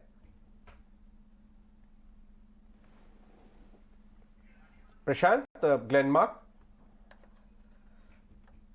जी, इनफैक्ट अजय जी मुझे लग रहा है कि अभी इसको अवॉइड करना चाहिए। ये कुछ वक्त पहले बहुत अच्छी स्ट्रेंथ दिखा रहा था, बट आज की जो प्राइस एक्शन है तो इसको अगर आपके पास पोजीशन है, अभी आप 585 पे हो, आप 575 स्ट्रिक्ट स्टॉप लॉस सिस्टम में रख दो।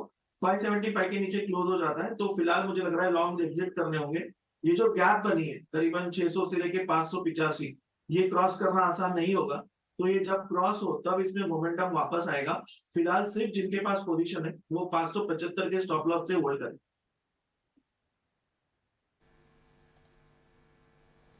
ठीक है, एक शेयर मेरे पास और भी है जिसमें मेरे को लग रहा है कि एक मूव काफ़ी स्ट्रॉन्ग आ सकता है, वह है दीप इंडस्ट्रीज़।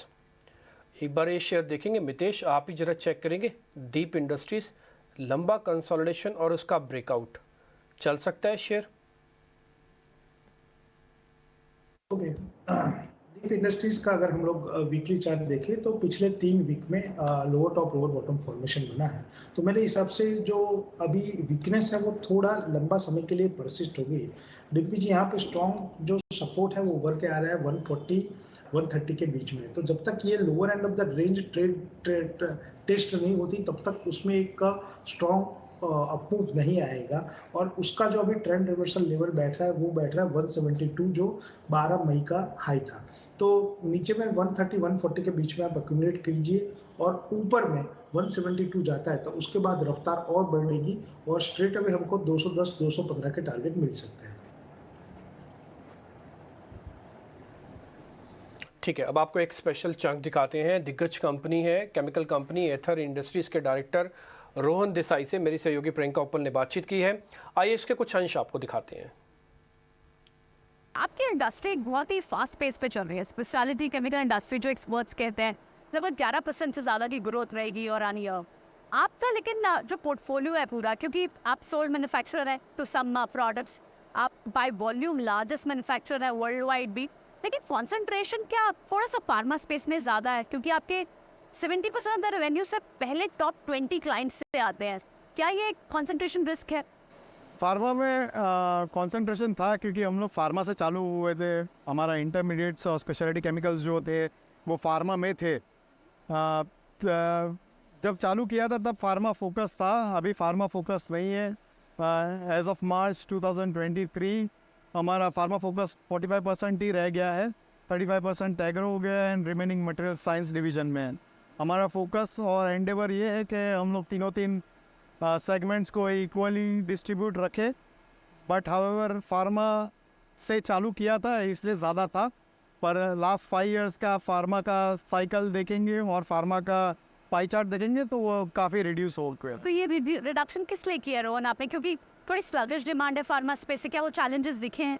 सो फार्मास्यूटिकल में चैलेंजेस भी थे पर फार्मास्यूटिकल डीग्रोथ नहीं हुआ as compared to the turnover and the top line. उसका डिमांड थोड़ा तो कम हुआ है पर एग्रो का डिमांड भी बढ़ गया है और मटेरियल साइंस का डिमांड भी बढ़ गया एंड उसका फोकस हमारा न्यू प्रोडक्ट इंट्रोडक्शन वो सेगमेंट में हुए, इसलिए वो फार्मा 45% रह गया है। तो नॉन फार्मा जो दूसरे स्पेसेस हैं, स्पेशली आपकी तो यूरोप से भी कुछ क्लाइंट्स की इंक्वायरीज आई थी, बाहर की कंट्रीज से, यूरोप एंड ओवरसीज मार्केट से किस तरह के डिमांड सिनेरियोज हैं? डिमांड यूरोप से काफ़ी ज़्यादा आ रही है आज के दिन पे, क्योंकि वहाँ पे एनर्जी क्राइसिस चल रहा था last year and every customer has made a conscious decision कि इंडिया में जाना चाहिए चाइना के अगेंस्ट में। एंड सो डिमांड्स का और इंक्वायरीज का काफ़ी ज़्यादा आई थी वहाँ से। और ऑल्सो जापान भी काफ़ी ओपन हुआ वो टाइम में, सो जापान से भी इंक्वायरीज काफ़ी ज़्यादा आई। ओके, सिंस आपने नाम लिया नई इंक्वायरीज का, आपको सप्लाई चेन इश्यूज देखने को मिले? क्योंकि जो चाइना की कहीं ना कहीं ऑन एंड ऑफ इकोनॉमी है, plus China plus one, I am sure company ने भी कुछ अरेंजमेंट्स किए होंगे। आपके सप्लाई चेन क्या कैसे दिख रहे हैं? क्योंकि हमने देखा कि आपके लॉन्ग टर्म कॉन्ट्रैक्ट्स बहुत ज़्यादा नहीं है सप्लायर्स के साथ। सो सप्लायर्स के साथ हमारा लॉन्ग टर्म कॉन्ट्रैक्ट्स है, पर चाइना में नहीं है। एंड स्पेसिफिकली हमारा फोकस चाइना नहीं है, बिकॉज हमारा यूनिक सेलिंग पॉइंट ये है हमारा सप्लाई चेन चाइना फ्री है। तो आप डिपेंड रहो एथर पे, that is the major USP, and that is why domestic सब कंपनीज और इंटरनेशनल सब companies give us a chance and give us more order. So is this an advantage क्योंकि आप सप्लाई चाइना पे डिपेंडेंट नहीं है, जहाँ पूरा globe is worried about चाइना's opening up, closing economy, fastly opening up, ये आपके लिए एक एडवांटेज की तरह काम करें? Yes, so ये एडवांटेज है, पर काफ़ी प्रोडक्ट्स पे थोड़ी डिपेंडेंसी चाइना पे रखनी पड़ती है, क्योंकि सप्लाई चेन ऐसा कोई अवेलेबल नहीं है इंडिया और यूरोप में ऐसी सर्टन प्रोडक्ट्स को। एक्सेप्ट फॉर दैट हम लोग यूरोप और जापान पे ज़्यादा निर्भर होते हैं, और सबसे ज़्यादा सोर्सिंग हम लोग इंडिया में से कर रहे हैं। श्योर, ठीक है।